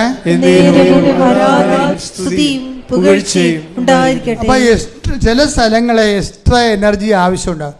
ഇപ്പം എന്താ സംഭവിക്കണം? ചിലർക്ക് ഉടമ്പടി എടുക്കും, പക്ഷേ ഈ എക്സ്ട്രാ എനർജി ടാപ്പ് ചെയ്യേണ്ട ആ ഫോർമുലകളൊന്നും ആൾക്കാർ ശ്രദ്ധിക്കത്തില്ല. അവർ ഉപ്പിടാൻ പറഞ്ഞ് കൊണ്ട് ഉപ്പിടും. അതല്ല, അത് വർക്ക് ചെയ്യത്തില്ല ഒരിക്കലും. അത് പ്രയോഗമാണെന്ന് മനസ്സിലാക്കിയിട്ട് വിശ്വാസം ആദ്യം പ്രഖ്യാപിക്കണം നമ്മൾ. ഇനി അവിടെ പോയി നിന്ന് പ്രഖ്യാപിക്കാൻ പറ്റുകയില്ലെങ്കിൽ വീട്ടിൽ ഇരുന്ന് പ്രാർത്ഥിച്ച് സമയമെടുത്ത് വിശ്വാസ പ്രമാണം ചൊല്ലി അത് പ്രഖ്യാപിച്ചതിന് ശേഷമാണ് പോകേണ്ടത്. ഞാനൊരു പണ്ടേ ഈ മദ്യനിരോധന സമിതിയുടെ ജില്ലാ പ്രസിഡൻ്റായിരുന്നു. അപ്പോൾ ഒരു ദിവസമൊക്കെ 7 ഷാപ്പിന് വാദിക്ക് സമരം ഉണ്ടായിരുന്നു. അങ്ങനെ ഒരു കാലഘട്ടം ഉണ്ടായിരുന്നു എനിക്ക് 90കളിൽ. അപ്പോൾ ഞാൻ എൻ്റെ ഇടവകയിൽ തന്നെ 80 പേര് ഒറ്റ ഇരിപ്പിൽ കുടിക്കണ വലിയൊരു അന്നത്തെ ചാരായ ഷാപ്പുണ്ടായിരുന്നു. അപ്പോൾ ഞാൻ എന്നാ ചെയ്യണമെന്ന് വെച്ച് കഴിഞ്ഞാൽ എല്ലാ ഷാപ്പുകളും സമരം ചെയ്ത് അടപ്പിച്ചു, പിക്കറ്റ് ചെയ്തും അതുപോലെ തന്നെ എക്സൈസ് ഓഫീസ് വളഞ്ഞും ജനങ്ങൾ 800 പേരെയും കൊണ്ടൊക്കെയാണ് ഞാൻ സമരത്തിന് പോയിക്കൊണ്ടിരുന്നത്. പക്ഷെ ഒരു ഷാപ്പിൽ നടക്കണില്ല, ഒരു പരിപാടി നടക്കണില്ല. ജനത്തിനെ കൊണ്ട് എന്നാൽ അവരെന്നാ ചെയ്തു കഴിഞ്ഞാൽ അവർ തന്നെ വലിച്ച് പുറത്ത്, അവരുടെ ആൾക്കാർക്ക് പുറത്ത് 70 പേരുണ്ട്. അവർ ഇവരുടെ പൈസ കിട്ടിയൊക്കെ അവരെ സപ്പോർട്ട് ചെയ്ത് ജീവിക്കണം. പോലീസ് വന്നാലും പറഞ്ഞു കൊടുക്കും, പട്ടാളം വന്നാലും പറഞ്ഞു കൊടുക്കും. ഇനി ജനങ്ങളെയും കൊണ്ട് നമ്മൾ ചെന്ന് കഴിഞ്ഞാൽ അവർ തന്നെ അവരുടെ വീടിനെ കല്ലെറിഞ്ഞിട്ട് നമ്മുടെ പേരിൽ കേസ് എടുക്കും, നമ്മളകത്താകും. പല പരിപാടികളുണ്ട്. കാരണം ആ ജനങ്ങളെയും കൊണ്ട് അവിടെ പോണത് എനിക്ക് അത്രയ്ക്ക് പന്തിയായിട്ട് തോന്നിയില്ല. പക്ഷേ ഇത് പോണമെന്ന് എൻ്റെ മനസ്സിൽ പരിശുദ്ധാത്മാ പറയുന്നുണ്ട്. ഞാൻ എന്താ ചെയ്തെന്ന് വെച്ച് കഴിഞ്ഞാൽ ആരോടും ഞാൻ ഈ വിഷയം പറഞ്ഞില്ല. ഞാൻ ആ ഷാപ്പിൽ പോണ കാര്യം, സന്ധ്യക്കാണ് പോണത്, അവിടെ സന്ധ്യക്കാണ് ആൾക്കാരുള്ളത്. ആ ഷാപ്പിൽ പോണ കാര്യം അവരാണെങ്കിൽ വടുതിരി ആയുധമായിട്ട് കരുതലുള്ളവരുടെ എല്ലാ കാര്യത്തിലും. അപ്പം ഞാൻ അവിടെ പോണ കാര്യം ആരോടും പറഞ്ഞില്ല. പറയാതെ ഞാൻ എന്ത് ചെയ്ത് മുറിയിരുന്ന് എൻ്റെ മേട ഇരുന്നുകൊണ്ട് കുറേ ജോമാല ചൊല്ലി. എന്നിട്ട് വികാരിച്ചനെന്നുണ്ട്, ഞാൻ അന്ന് അസ്തേന്തി അച്ഛനാണ്. വികാരിച്ചനോടും പോലും പറയാതെ ഒരു മനുഷ്യരോടും മിണ്ടാതെ ഈ ജവമാനം ചൊല്ലി 1 കിലോമീറ്റർ കഴിയുമ്പോൾ കടലാണ്. കടലിൻ്റെ അപ്പുറത്ത് സീവാളുണ്ട്. സീവാളം കടന്ന് ഞാൻ അപ്പുറത്തെത്തി. അവിടുന്ന് പിന്നീട് 2 ജവമാല ഒറ്റയ്ക്ക് ചൊല്ലി. അപ്പോൾ സന്ധ്യയായി വരുന്നുണ്ട്. ഈ ഷാപ്പിൻ്റെ നേരെയായിട്ട് 4ാമത്തെ ജവമാല ചൊല്ലി ഞാൻ ഷാപ്പിൽ കയറി. അപ്പോൾ ആ സമയം മുഴുവനും അത് വിശ്വാസ പ്രയോഗം എന്ന് പറയും. വിശ്വാസ പ്രയോഗം. ഞാൻ ചെല്ലുമ്പോൾ അവിടെ ആൾക്കാരുണ്ട്. അപ്പോൾ എന്നെ കണ്ടു എല്ലാവരും കുറച്ച് പേര് എഴുന്നേറ്റ് കുറച്ച് പേര് കുടിക്കണം, ഇങ്ങനെയൊക്കെ എന്താ ഇവിടെ കാര്യം എന്നുള്ള രീതിയിൽ കുറച്ച് പേര് ആ രീതിയിലാണ്. നമ്മളെപ്പോഴും ഞാൻ അച്ഛനാണല്ലോ, ലോഹ ഇട്ടിരിക്കണമല്ല, ഷാപ്പിൽ പോകാവാ, അങ്ങനെയൊക്കെ ചിന്തിച്ചാൽ നമുക്ക് വേണമെങ്കിൽ ഇസ്തിരിയൊക്കെ ഇട്ടുകൊണ്ട് വീട്ടിൽ നിന്ന് അവിടെ ഇരുന്നുകൊണ്ട് വല്ല പ്രാർത്ഥന പുസ്തകമൊക്കെ ചൊല്ലിയിട്ട് ആൾക്കാരെ ആശ്രയിച്ച് കുമ്പസാരിപ്പിച്ചൊക്കെ വേണമെങ്കിൽ ഒരു വികാരിയച്ഛനായിട്ട് ജീവിക്കണമെങ്കിൽ ഒരു പ്രശ്നവുമില്ല പള്ളിയിൽ. ആൾക്കാരും ചോദിക്കത്തില്ല, ആരും ചോദിക്കത്തില്ല. പക്ഷേ ജനങ്ങൾ നശിക്കുന്നതിന് ആരും ഉത്തരവാദിത്വം എടുക്കത്തില്ല. അപ്പം ജനങ്ങളെ നശിക്കാതിരിക്കാൻ വേണ്ടിയുള്ള ഉത്തരവാദിത്വം നമുക്കുണ്ട്. അപ്പം അതുകൊണ്ട് തന്നെ ചിലപ്പോൾ നമ്മുടെ ദൈവം മാത്രമേ നമ്മുടെ കൂടെ വരത്തുള്ളൂ. വേറെ ആരെയും നമ്മൾ പ്രതീക്ഷിക്കണില്ല. ഞാൻ പ്രതീക്ഷിച്ചിട്ടില്ല ആരെയും. അപ്പോൾ ഞാൻ ഈ ഷാപ്പിൽ ചെന്നിട്ട് ഞാൻ ഈ ഷാപ്പുകാരോട് പറഞ്ഞ് ഇത് അടക്കണം. നാട്ടിലുള്ള എല്ലാ ഷാപ്പും അടച്ചു. ഇപ്പോൾ ഇവിടെയാണ് എല്ലാവരും വന്ന് കുടിക്കണത്. കുടുംബങ്ങൾ ഇത് കഴിയുമ്പോൾ കുടുംബ പ്രാർത്ഥനയില്ല, ഭർത്താവ് ഭാര്യയെ തല്ലി, മക്കളെ തല്ലി, അവരുടെ പഠനം കുളമാക്കി നാട് നശിച്ചുകൊണ്ടിരിക്കണമെന്ന് പറഞ്ഞു. അപ്പോൾ തന്നെ ആ മനുഷ്യർ എന്നോട് പറയണേ ഞാൻ ഇപ്പം അടക്കാമെന്ന് പറഞ്ഞു. അപ്പോൾ ഞാൻ ഭയങ്കര സന്തോഷമായി ഇപ്പം അടക്കാമെന്ന് പറഞ്ഞപ്പോൾ. എന്നിട്ട് എന്താ പറഞ്ഞത്, എനിക്ക് 8 ലക്ഷം രൂപ ചിലവായിട്ടുണ്ട്, കടമുണ്ട്, അതിങ്ങോട്ട് തരാൻ പറഞ്ഞു എൻ്റെ അടുത്ത്. അപ്പോൾ ഞാൻ പറഞ്ഞു എൻ്റെ അടുത്ത് 5 പൈസയില്ല, ഞാനത് നിങ്ങളുടെ കാശ് തന്ന് ഷാപ്പ് അടപ്പിക്കാൻ വന്നതല്ല, ഞാൻ ദൈവനാമത്തിൽ വന്ന ആളാണ്, ഞാൻ പോകണമെന്ന് പറഞ്ഞു പോകുന്നു. ദൈവനാമത്തിൻ്റെ പ്രശ്നം അതാണ്. ഞാൻ ദൈവനാമത്തിൽ വന്ന ആളാണ്. ഞാൻ എന്നോട് പറയാനുള്ള കാര്യം ഞാൻ നിങ്ങളോട് പറഞ്ഞു, ഞാൻ പോകണമെന്ന് പറഞ്ഞു. ഞാൻ പിന്നെ അവിടെ നിന്ന് നടന്ന് പള്ളിയിലെത്തിയപ്പോൾ 1 കിലോമീറ്റർ 2-3 കിലോമീറ്റർ ഉണ്ട് പള്ളിയിലോട്ട്. അതിൽ ഉള്ള ഭക്ഷണം കഴിച്ച് കിടന്നുറങ്ങി. രാത്രി 2 മണിയായപ്പോൾ പടപടാന്ന് മുട്ടാൻ തുടങ്ങി. അപ്പോൾ എനിക്ക് കുറച്ച് ഇരുമ്പോഴിയുടെ സ്വരമൊക്കെ കേൾക്കാൻ തുടങ്ങി ഞാൻ. അപ്പോൾ ഞാനടുത്ത് ഇവരെന്നെ തട്ടാമെന്നാണെന്ന്. അപ്പോൾ എന്നിട്ട് ഞാൻ വെയിറ്റ് ചെയ്ത്, വാല് തുറന്നില്ല, 2 മണിക്കാണ്, വാല് തുറന്നില്ല. വാല് തുറക്കാതെ ഞാൻ വെയിറ്റ് ചെയ്ത്. അപ്പോൾ ഒരു പരിചയമുള്ള ആളെൻ്റെ സ്വരം കേട്ട്, എൻ്റെ പേര് കുഞ്ഞുഞ്ഞെന്നാണ്. അപ്പോൾ എനിക്ക് മനസ്സിലായി അടി കൊണ്ടാലും പരിചയമുള്ള ഒരാളുണ്ടല്ലോ. അപ്പം ഞാൻ വാല് തുറന്ന് അപ്പോൾ ഞാൻ പറഞ്ഞു എൻ്റെ അച്ഛൻ എന്താണ് അവിടെ ചെയ്തതെന്ന് പറഞ്ഞു. ഞാൻ എന്ത് ചെയ്ത്? ഒന്നും ചെയ്യില്ല, ഞാനിവിടെ പറഞ്ഞിട്ട് പോന്നു. അച്ഛൻ പോന്നു കഴിഞ്ഞതിന് ശേഷം പിന്നെ അവിടെ പൊതിര അടിയായെന്ന്. പൊതിരടി എന്ന് വെച്ച് കഴിഞ്ഞാൽ ഒരു വീട്ടിൽ പ്രാർത്ഥിക്കായിരുന്നു, അപ്പുറത്തെ വീട്ടിൽ. അപ്പോൾ ഷാപ്പിൽ തെറി നടക്കണേ, എന്നെ തെറി പറഞ്ഞതാണ്. അപ്പോൾ അവിടെ തെറി കേൾക്കുമ്പോൾ അവർക്ക് പ്രാർത്ഥിക്കാൻ പറ്റണില്ല. ഇത്രയും നാളെ അവർ ഷാപ്പിൽ തന്നെ ഇരുന്നുകൊണ്ട് അരിയിൽ തന്നെ ഇരുന്ന് പ്രാർത്ഥിച്ചു. അപ്പം പക്ഷേ കാലാവസ്ഥ മാറിപ്പോയി. അവർ വന്ന് ഇവരോട് തെറി നിർത്താൻ പറഞ്ഞ് അവർ നിർത്തിയില്ല. ഇവരുടെ കാശ് തന്നെ മേടിച്ചാണ് അവർ ജീവിക്കണേ. ഇപ്പം ഇവരുടെ മെക്കെട്ട് കയറാമെന്ന് ഇവർ സമ്മതിക്കുക, തമ്മിൽ കുടിപ്പിടുത്തമായി. അവിടെ കൊടുത്ത് ആൾക്കാർ കൂടി ഇവിടെയും കൊടുത്ത് 10 മണി വരെ അടി നടന്ന്. അടി കഴിഞ്ഞപ്പോഴാണ് പിന്നെ ഇവരെ കേസിൽ കൊടുക്കുമെന്നാണ് മറ്റേ അറിഞ്ഞപ്പോൾ അടി കൊണ്ടവരും അടിച്ചവരും എല്ലാം കൂടി കുറേ പേര് ഷാപ്പിനെതിരെയുള്ളവർ എൻ്റെ അടുത്ത് വന്നു. ഇതാണ് സംഭവം എന്ന് പറഞ്ഞാൽ ഞങ്ങൾ കേസിൽ കൊടുക്കുമെന്ന്. അപ്പം ഞാൻ തന്നെ അപ്പം തന്നെ പോലീസ് സ്റ്റേഷനിൽ വിളിച്ചിട്ട് ഇപ്പം എനിക്ക് മനസ്സിലായി മാതാവ് കാര്യം ഏറ്റെടുത്ത്. മാതാവ് എന്ന് പറഞ്ഞത് നിങ്ങൾ ആദ്യം മനസ്സിലാക്കേണ്ടത്, ഈ കൃപാസനം മാതാവിലേക്ക് എങ്ങനെ വരണത്, ഇങ്ങനെ കുറേ നാൾ ദൈവമായിട്ട് സത്യസന്ധമായി ജീവിച്ച് കഴിയുമ്പോൾ ദൈവത്തിന് മനസ്സിലാകും നമ്മൾ പറ്റിയ പുള്ളിയാണെന്ന്. അതാണ് വിഷയം. ഒരു മാനവും നോക്കാതെ ആളെയും നോക്കാതെ കർത്താവിന് വേണ്ടി ഒറ്റക്കാണെങ്കിൽ പൊരുതുന്ന ആളാണെന്ന് ദൈവത്തിന് വിശ്വാസം ഉണ്ടാകണം. നിങ്ങൾ പത്രം കൊടുക്കാൻ പോകുമ്പോഴും രോഗികളെ കാണാൻ പോകുമ്പോഴും ദൈവത്തിൻ്റെ പടയാളിയാണ് നിങ്ങളെന്നുള്ള ബോധം നിങ്ങൾക്കുണ്ടാകണം. ദൈവത്തിന് വേണ്ടി പൊരുതി മരിക്കാമെന്ന ആളാണ് ഞാനെന്നുള്ള കാര്യം ദൈവത്തിന് തോന്നുന്നെങ്കിൽ ദൈവം ഒരു പ്രാവശ്യമില്ല, ഒരു 10 പ്രാവശ്യം പ്രത്യക്ഷപ്പെടാൻ തയ്യാറാണ്. കാര്യം ദൈവത്തിൻ്റെ മുമ്പിൽ സത്യസന്ധതയാണ് വേണ്ടത്. ഉടമ്പടി എടുക്കുന്നവർക്ക് ഈ സത്യസന്ധത വേണം. അല്ല എന്തെങ്കിലും വയറ്റിപ്പഴപ്പ് നേടാൻ വേണ്ടി ദൈവത്തിൻ്റെ കണ്ണിപ്പോൾ ഇടാൻ വേണ്ടി 2 10 അവിടെയും കൊടുത്ത് 2 ഉപ്പ് ഇവിടെ ഇട്ട് അങ്ങനെയൊന്നും പോകാൻ പറ്റത്തില്ല. ദൈവത്തിൻ്റെ മുമ്പിൽ ആദ്യം നിങ്ങൾ പ്രൂവ് ചെയ്യണം, നിങ്ങൾ ദൈവത്തിൻ്റെ ആളാണെന്ന് പ്രൂവ് ചെയ്യണം. ഇപ്പം എന്നാ പറ്റി, ഞാനപ്പം തന്നെ പോലീസ് സ്റ്റേഷനിൽ വിളിച്ച് പറഞ്ഞ് ഇത്രയത്തിന് ആൾക്കാരുണ്ട്, അപ്പോൾ അവിടെ അടി നടന്നുകൊണ്ടിരിക്കുകയാണ്. അപ്പോൾ അതുകൊണ്ട് തന്നെ അവർക്കെതിരെ അവരാ അടി ഉണ്ടാക്കിയത്, ഇവരെ ഞാൻ പോലീസ് സ്റ്റേഷനിൽ ഹാജരാക്കും വെളുപ്പിനെ, അവർക്കെതിരെ കേസെടുക്കണമെന്ന് പറഞ്ഞ് ഞാൻ കേസാക്കിയത്. അത് കേസാക്കിയത് കൊണ്ടാണ് ഇവരെ കേസിലാക്കാതിരുന്നത്. ആ ബുദ്ധി എനിക്ക് ആ സമയത്ത് ദൈവം തോന്നിച്ച്.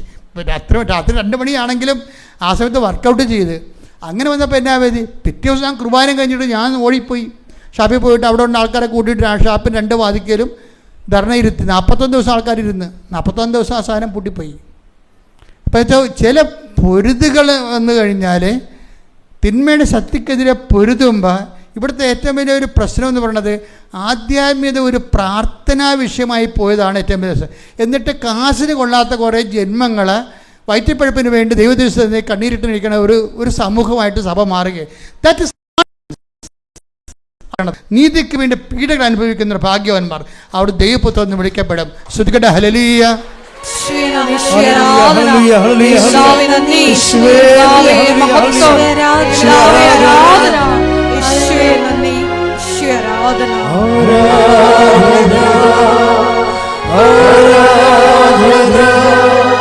യേശുവേ ആരാധന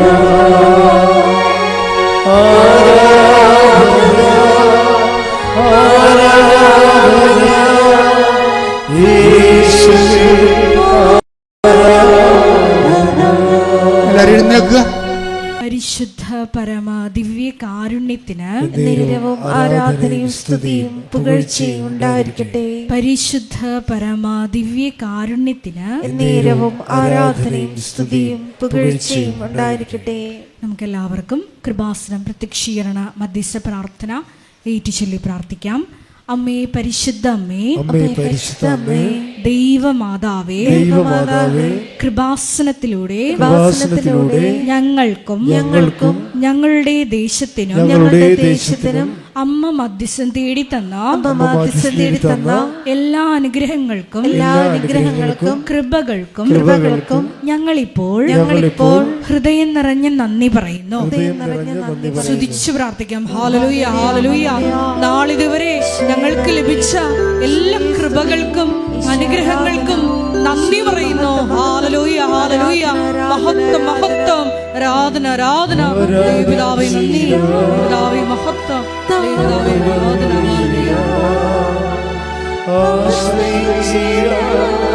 ദിവ്യകാരുണ്യത്തെ ആരാധിച്ചിടാം, താഴ്വണങ്ങിടാം, ആശ്രയിച്ചിടാം ദിവ്യകാരുണ്യത്തെ. പരിശുദ്ധ പരമ ദിവ്യ കാരുണ്യത്തിന് നേരവും ആരാധനയും സ്തുതിയും പുകഴ്ചയും ഉണ്ടായിരിക്കട്ടെ. പരിശുദ്ധ പരമ ദിവ്യ കാരുണ്യത്തിന് നേരവും ആരാധനയും സ്തുതിയും പുകഴ്ചയും ഉണ്ടായിരിക്കട്ടെ. പരിശുദ്ധ പരമ ദിവ്യ കാരുണ്യത്തിന് നേരവും ആരാധനയും സ്തുതിയും പുകഴ്ചയും ഉണ്ടായിരിക്കട്ടെ. അമ്മേ പരിശുദ്ധ അമ്മേ, അമ്മേ പരിശുദ്ധ അമ്മേ, ദൈവമാതാവേ, ദൈവമാതാവേ, 2004 ഡിസംബർ 7-ാം തീയതി 2004 ഡിസംബർ 7-ാം തീയതി ഉച്ചകഴിഞ്ഞ് 2:30 ഉച്ചകഴിഞ്ഞ് 2:30 കൃപാസനത്തിൽ സംഭവിച്ച അമ്മയുടെ പ്രത്യക്ഷപ്പെടലിനെ കുറിച്ച്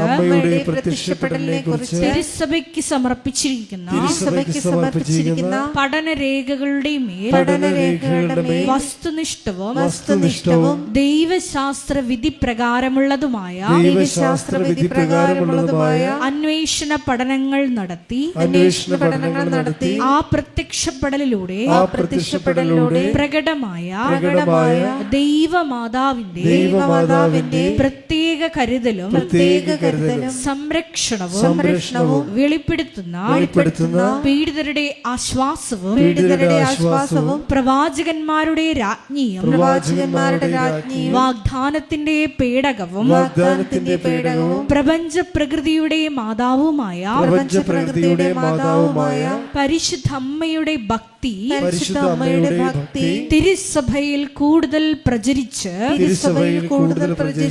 ജീവിതത്തിന്റെ ദുരിത ദുരന്ത അവസ്ഥകളിൽ അകപ്പെട്ട് കഴിയുന്ന അനേകായിരം മക്കൾക്ക് ദൈവത്തിന്റെ സാന്നിധ്യവും സന്ധിപ്പും കൂടുതൽ അനുഭവിക്കുക വഴി ആത്മീയ വിശുദ്ധിയും ദൈവശക്തിയും കൈവരിക്കുവാൻ ഞങ്ങളുടെ കുടുംബങ്ങളെ ഇടയാക്കണമേ. സ്തുതിച്ചു പ്രാർത്ഥിക്കാം. ഹല്ലേലൂയ ഹല്ലേലൂയ ഹല്ലേലൂയ. ദിവ്യകാരുണ്യനാഥ, മരിയൻ ഉടമ്പടിയെടുത്ത് പ്രാർത്ഥിക്കുന്ന ഞങ്ങളുടെ കുടുംബങ്ങളെ വിശുദ്ധീകരിക്കണമേ എന്ന് പ്രാർത്ഥിക്കുന്നു, ശക്തീകരിക്കണമേ എന്ന് പ്രാർത്ഥിക്കുന്നു, ആത്മാവാൽ വഴി നടത്തണമേ എന്ന് പ്രാർത്ഥിക്കുന്നു, വലിയ വലിയ സാക്ഷികളാക്കി ഉയർത്തണമേ എന്ന് പ്രാർത്ഥിക്കുന്നു. Hallelujah hallelujah. ദൈവപിതാവേ നന്ദി, ദൈവപിതാവേ മഹത്വം, ദൈവപിതാവേ ആരാധന.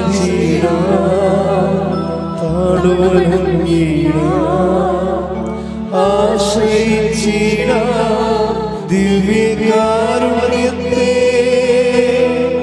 ആരാധിച്ചിടാം, താഴ്വണങ്ങിടാം, ആശ്രയിച്ചിടാം ദിവ്യകാരുണ്യത്തെ.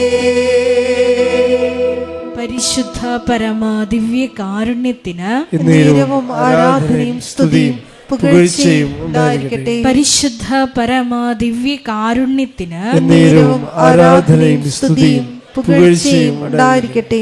പരിശുദ്ധ പരമ ദിവ്യ കാരുണ്യത്തിന് നേരവും ആരാധനയും സ്തുതിയും പുകഴ്ചയും ഉണ്ടായിരിക്കട്ടെ. അമ്മേ പരിശുദ്ധ അമ്മേ, അമ്മേ പരിശുദ്ധ അമ്മേ, ഭൂസ്വർലോകങ്ങളുടെ രാജ്ഞിയായ ഭൂസ്വർലോകങ്ങളുടെ രാജ്ഞിയായ അങ്ങേയ്ക്ക് ഭൗമ സംരക്ഷണത്തിനായി പ്രപഞ്ച പ്രകൃതിയെ തന്നെ തിരുസഭ പ്രതിഷ്ഠിക്കുവാൻ ഈ പ്രത്യക്ഷീകരണം വഴി ഇടയാക്കണമേ.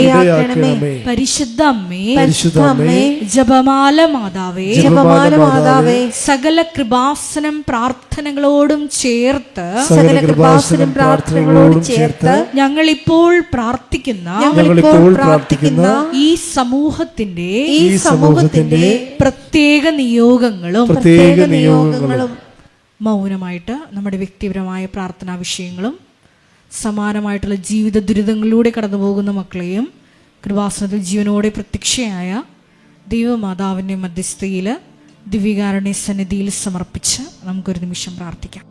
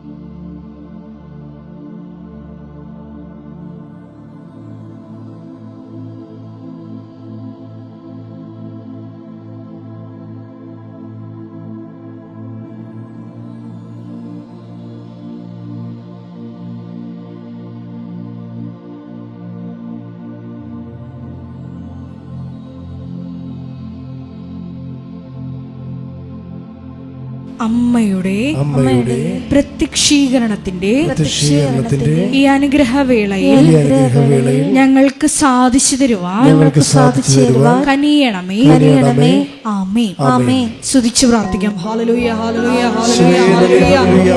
ഒരിക്കൽ കൂടി നാളിതുവരെ കൃപാസനത്തിൽ വന്ന് മരിയൻ ഉടമ്പടിയെടുത്ത് പ്രാർത്ഥിച്ചു പോയിട്ടുള്ള മുഴുവൻ മക്കളെയും, ഓൺലൈനായി ഉടമ്പടിയെടുത്ത് പ്രാർത്ഥിക്കുന്ന മക്കളെയും, ലൈറ്റ് ക്യാൻഡിൽ പ്രയർ വഴിയായിട്ടും അവർ ഡെയിലി ബ്രെഡ് പ്രാർത്ഥനയിലൂടെയും എല്ലാം തങ്ങളുടെ നിയോഗങ്ങൾ സമർപ്പിക്കുന്ന ഓരോ മക്കളുടെയും വ്യക്തിപരമായ ആവശ്യങ്ങളെ ഞങ്ങൾ ഈ അൾത്താരയിൽ സമർപ്പിച്ച് പ്രാർത്ഥിക്കുന്നു. ഏറെ പ്രത്യേകമായിട്ട് ജീവിത ദുരിതങ്ങളിലൂടെ കടന്നു പോകുന്ന മക്കളുടെ പ്രത്യേകമായ നിയോഗങ്ങളെ ഈ അൾത്താരയിൽ സമർപ്പിച്ച് പ്രാർത്ഥിക്കുന്നു. ഗുരുതരമായിട്ടുള്ള രോഗാവസ്ഥകളിലൂടെ കടന്നു പോകുന്ന മക്കളെ ഈ അൾത്താരയിൽ സമർപ്പിച്ച് പ്രാർത്ഥിക്കുന്നു. കടഭാരത്താൽ വലയുന്നവരെയും, ജോലിയില്ലാതെ വിഷമിക്കുന്നവരെയും, വിവാഹബന്ധം പിരിഞ്ഞു നിൽക്കുന്നവരെയും, മക്കളില്ലാതെ വിഷമിക്കുന്ന ദമ്പതികളെയും, കുഞ്ഞുങ്ങൾ മക്കളെയും പ്രത്യേകമായിട്ട് സമർപ്പിച്ച് പ്രാർത്ഥിക്കുന്നു. ഈശോയുടെ ശക്തി എല്ലാ മേഖലകളിലും ഈ ആരാധനയുടെ യോഗ്യതയാൽ പ്രകടമാക്കണമേ എന്ന് പ്രാർത്ഥിക്കുന്നു. കൃപാസനത്തിൽ നടന്ന പരിശുദ്ധ അമ്മയുടെ പ്രത്യക്ഷീകരണ സ്ഥിരീകരണത്തിനായി മക്കളുടെ നിയോഗങ്ങളെ ഏറ്റെടുക്കണമേ എന്ന് പ്രാർത്ഥിക്കുന്നു. ഹല്ലേലൂയ, ഹല്ലേലൂയ, ഹല്ലേലൂയ. മഹത്വം, മഹത്വം, ആരാധന, ആരാധന. ഹല്ലേലൂയ, ഹല്ലേലൂയ, ഹല്ലേലൂയ. നമുക്ക് എല്ലാവർക്കും എഴുന്നേറ്റ് നിന്നുകൊണ്ട് കരങ്ങളടിച്ചുകൊണ്ട് ദൈവസ്നേഹത്തോടെ സന്തോഷത്തോടെ ദൈവത്തെ മഹത്വപ്പെടുത്തി ഗായക സംഘത്തോട് ചേർന്നുകൊണ്ട് പാടി പ്രാർത്ഥിക്കും.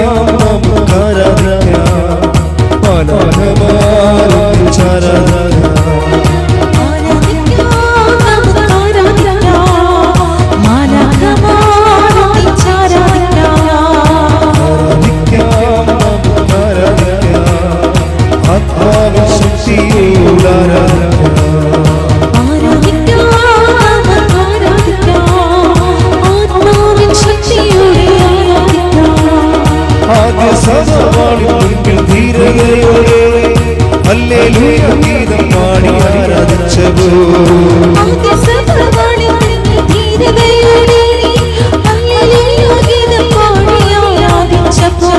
യേശുവിനായി ലോകത്തിൽ മരണം വന്നാലും ഹല്ലേലൂയ ഗീതം പാടി ആരാധിക്കുമേ.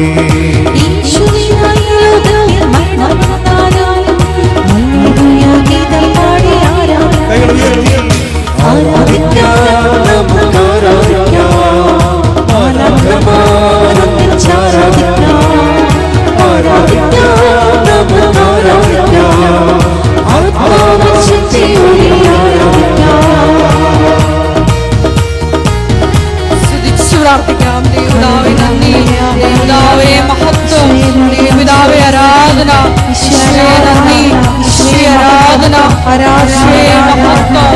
ഞാൻ നയിക്കുവാൻ പോകുന്ന പ്രഭാഷണത്തിന്റെ സ്ഥാപക ഡയറക്ടറായ ബഹുമാനപ്പെട്ട വി.പി. ജോസഫിനെ ഒരിക്കൽ കൂടി എല്ലാവരെയും സമർപ്പിച്ചു പ്രാർത്ഥിക്കുന്നു.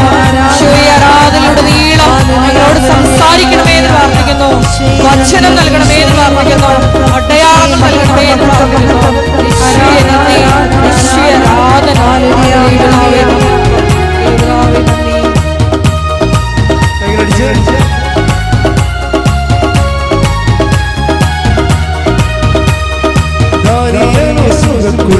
ആരാധിച്ചവോ അപ്പസ്തോലർ ജയിലുകളിൽ ആരാധിച്ചവോ.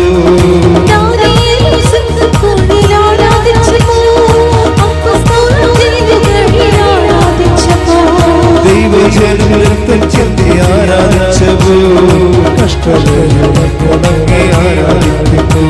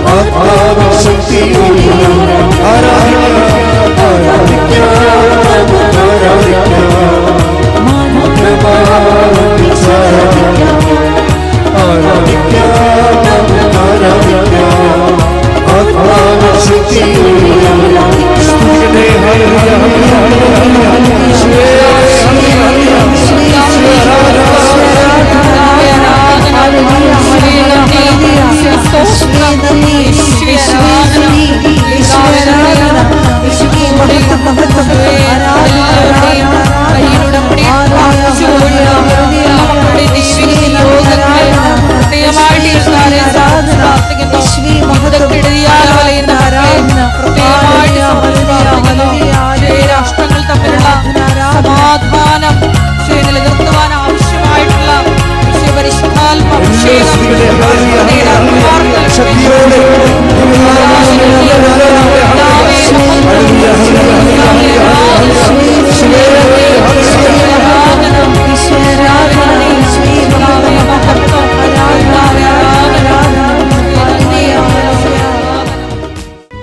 ജീവിതാവശ്യങ്ങൾക്ക് വേണ്ടി പ്രാർത്ഥിക്കുന്ന സമയമാണ്. എൻ്റെ സഹോദരങ്ങൾ അച്ഛനോട് ചേർന്ന് പ്രാർത്ഥിക്കണം. നിങ്ങൾക്ക് വേണ്ടി, നിങ്ങൾക്കറിയാവുന്ന രോഗങ്ങൾക്ക് വേണ്ടി നിങ്ങളത് പ്രാർത്ഥിക്കുമ്പോൾ സത്യസന്ധമായി നിങ്ങൾ ആരെ ഉദ്ദേശിക്കുന്നുവോ അവർക്ക് സൗഖ്യപ്പെട്ട് നിങ്ങളുടെ മുമ്പിൽ വരാൻ ഇടയാക്കണമെന്നുള്ള ആത്മാർത്ഥതയോടെ പ്രാർത്ഥിക്കണം. പലരും പ്രാർത്ഥിക്കണം, പാപി എന്ന പട്ടികെന്ന പടിവാതിൽ തുറക്കുമെന്ന് ചോദിക്കുന്ന പോലെയാണ് പ്രാർത്ഥിക്കണം. അങ്ങനെ ഒരു കോൺഫിഡൻസിലാണ് ആൾക്കാർ പ്രാർത്ഥിക്കുന്നത്. ഉടമ്പടി എടുത്തവർ അങ്ങനെയല്ല. ഉടമ്പടി എടുത്തവർ ദൈവത്തിൻ്റെ സ്വന്തം ആൾക്കാരാണ്. അവർ കൈ ഉയർത്തുമ്പോൾ കർത്താവ് അത് കേൾക്കും. കർത്താവ് അവർക്ക് വേണ്ടി വാദിക്കും. അച്ഛനോട് ചേർന്ന് പ്രാർത്ഥിക്കും. കർത്താവ് ദൈവമേ, അങ്ങയുടെ അവകാശവും ഓഹരിയുമാകുന്ന തിരുസഭയ്ക്ക് വേണ്ടി പ്രാർത്ഥിക്കുന്ന ഉടമ്പടി എടുത്ത് ലോകം മുഴുവനും സുവിശേഷ വേല ചെയ്യുന്നവർക്ക് വേണ്ടി പ്രാർത്ഥിക്കുന്നു. ഞങ്ങളെ എല്ലാവരെയും അങ്ങയുടെ തിരുസന്നിധിയില് സമർപ്പിക്കുന്ന നിന്റെ കണ്ണുനീര് ഞാൻ കുപ്പിയിലാക്കി ശേഖരിക്കുന്ന അരുളി ചെയ്ത എന്റെ കർത്താവേ, അമ്മ മാതാവിന്റെ നാമത്തിലെ മധ്യസ്ഥതയിലെ നാമത്തിലെ ഞങ്ങൾ ചെയ്ത ഉടമ്പടിയുടെ ഭാഗമായി വലിയ സാക്ഷ്യങ്ങള്, രോഗപീഠകളിൽ നിന്നുള്ള സംരക്ഷണം, സാമ്പത്തിക കടങ്ങള്, വിവിധ ദുരിതങ്ങള്, ജോലിയില്ലാത്ത അവസ്ഥകള്, കേസുകള്, കുടുംബ തകർച്ചയിൽ നിന്നുള്ള മോചനം, എല്ലാ തിന്മകളാം യേശുവിന്റെ നാമത്തിൽ മാറിപ്പോകട്ടെ. ശ്രദ്ധിക്കട്ടെ.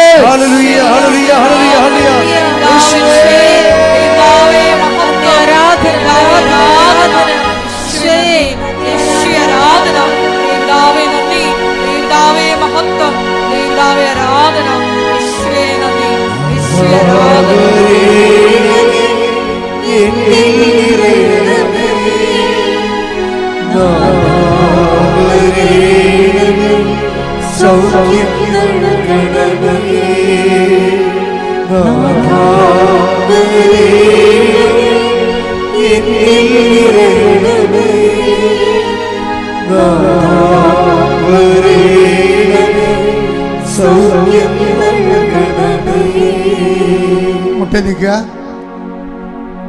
ഈ ആഴ്ച നിറവേറേണ്ട കാര്യങ്ങൾ ഓർത്ത് പ്രാർത്ഥിക്കേണ്ട സമയമാണ്.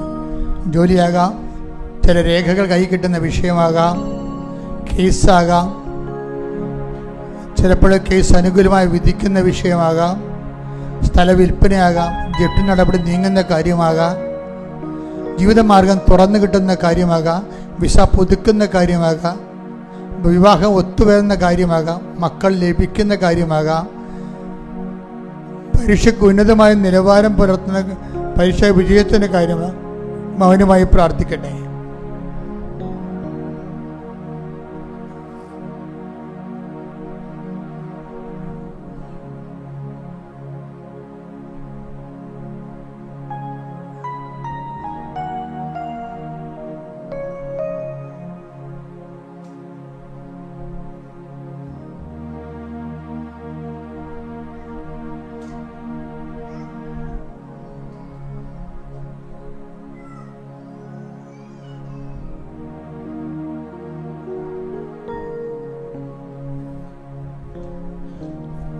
രണ്ടറിയിപ്പുകൾ.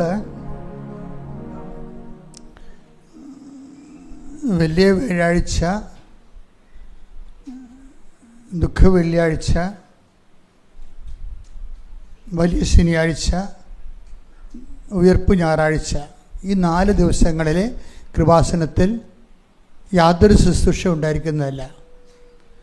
വരുന്നവർക്ക് മൗനമായിരുന്ന് പ്രാർത്ഥിക്കാൻ പറ്റും. മറ്റ് കൃപാസനത്തിൻ്റെ ഷെഡ്യൂൾ പ്രോഗ്രാമുകളും ശുശ്രൂഷകളും ഒന്നും ഉണ്ടായിരിക്കുന്നതല്ല. രണ്ടാമത്തെ അറിയിപ്പ്, മെയ് മാസത്തെ മാതാവിൻ്റെ വണക്കമാസം തുടങ്ങുകയാണ്. അപ്പം മെയ് വണക്കത്തിന് വേണ്ടി നിയോഗാർത്ഥം വണക്കം എടുക്കുന്ന ഒത്തിരി പേരുണ്ട്.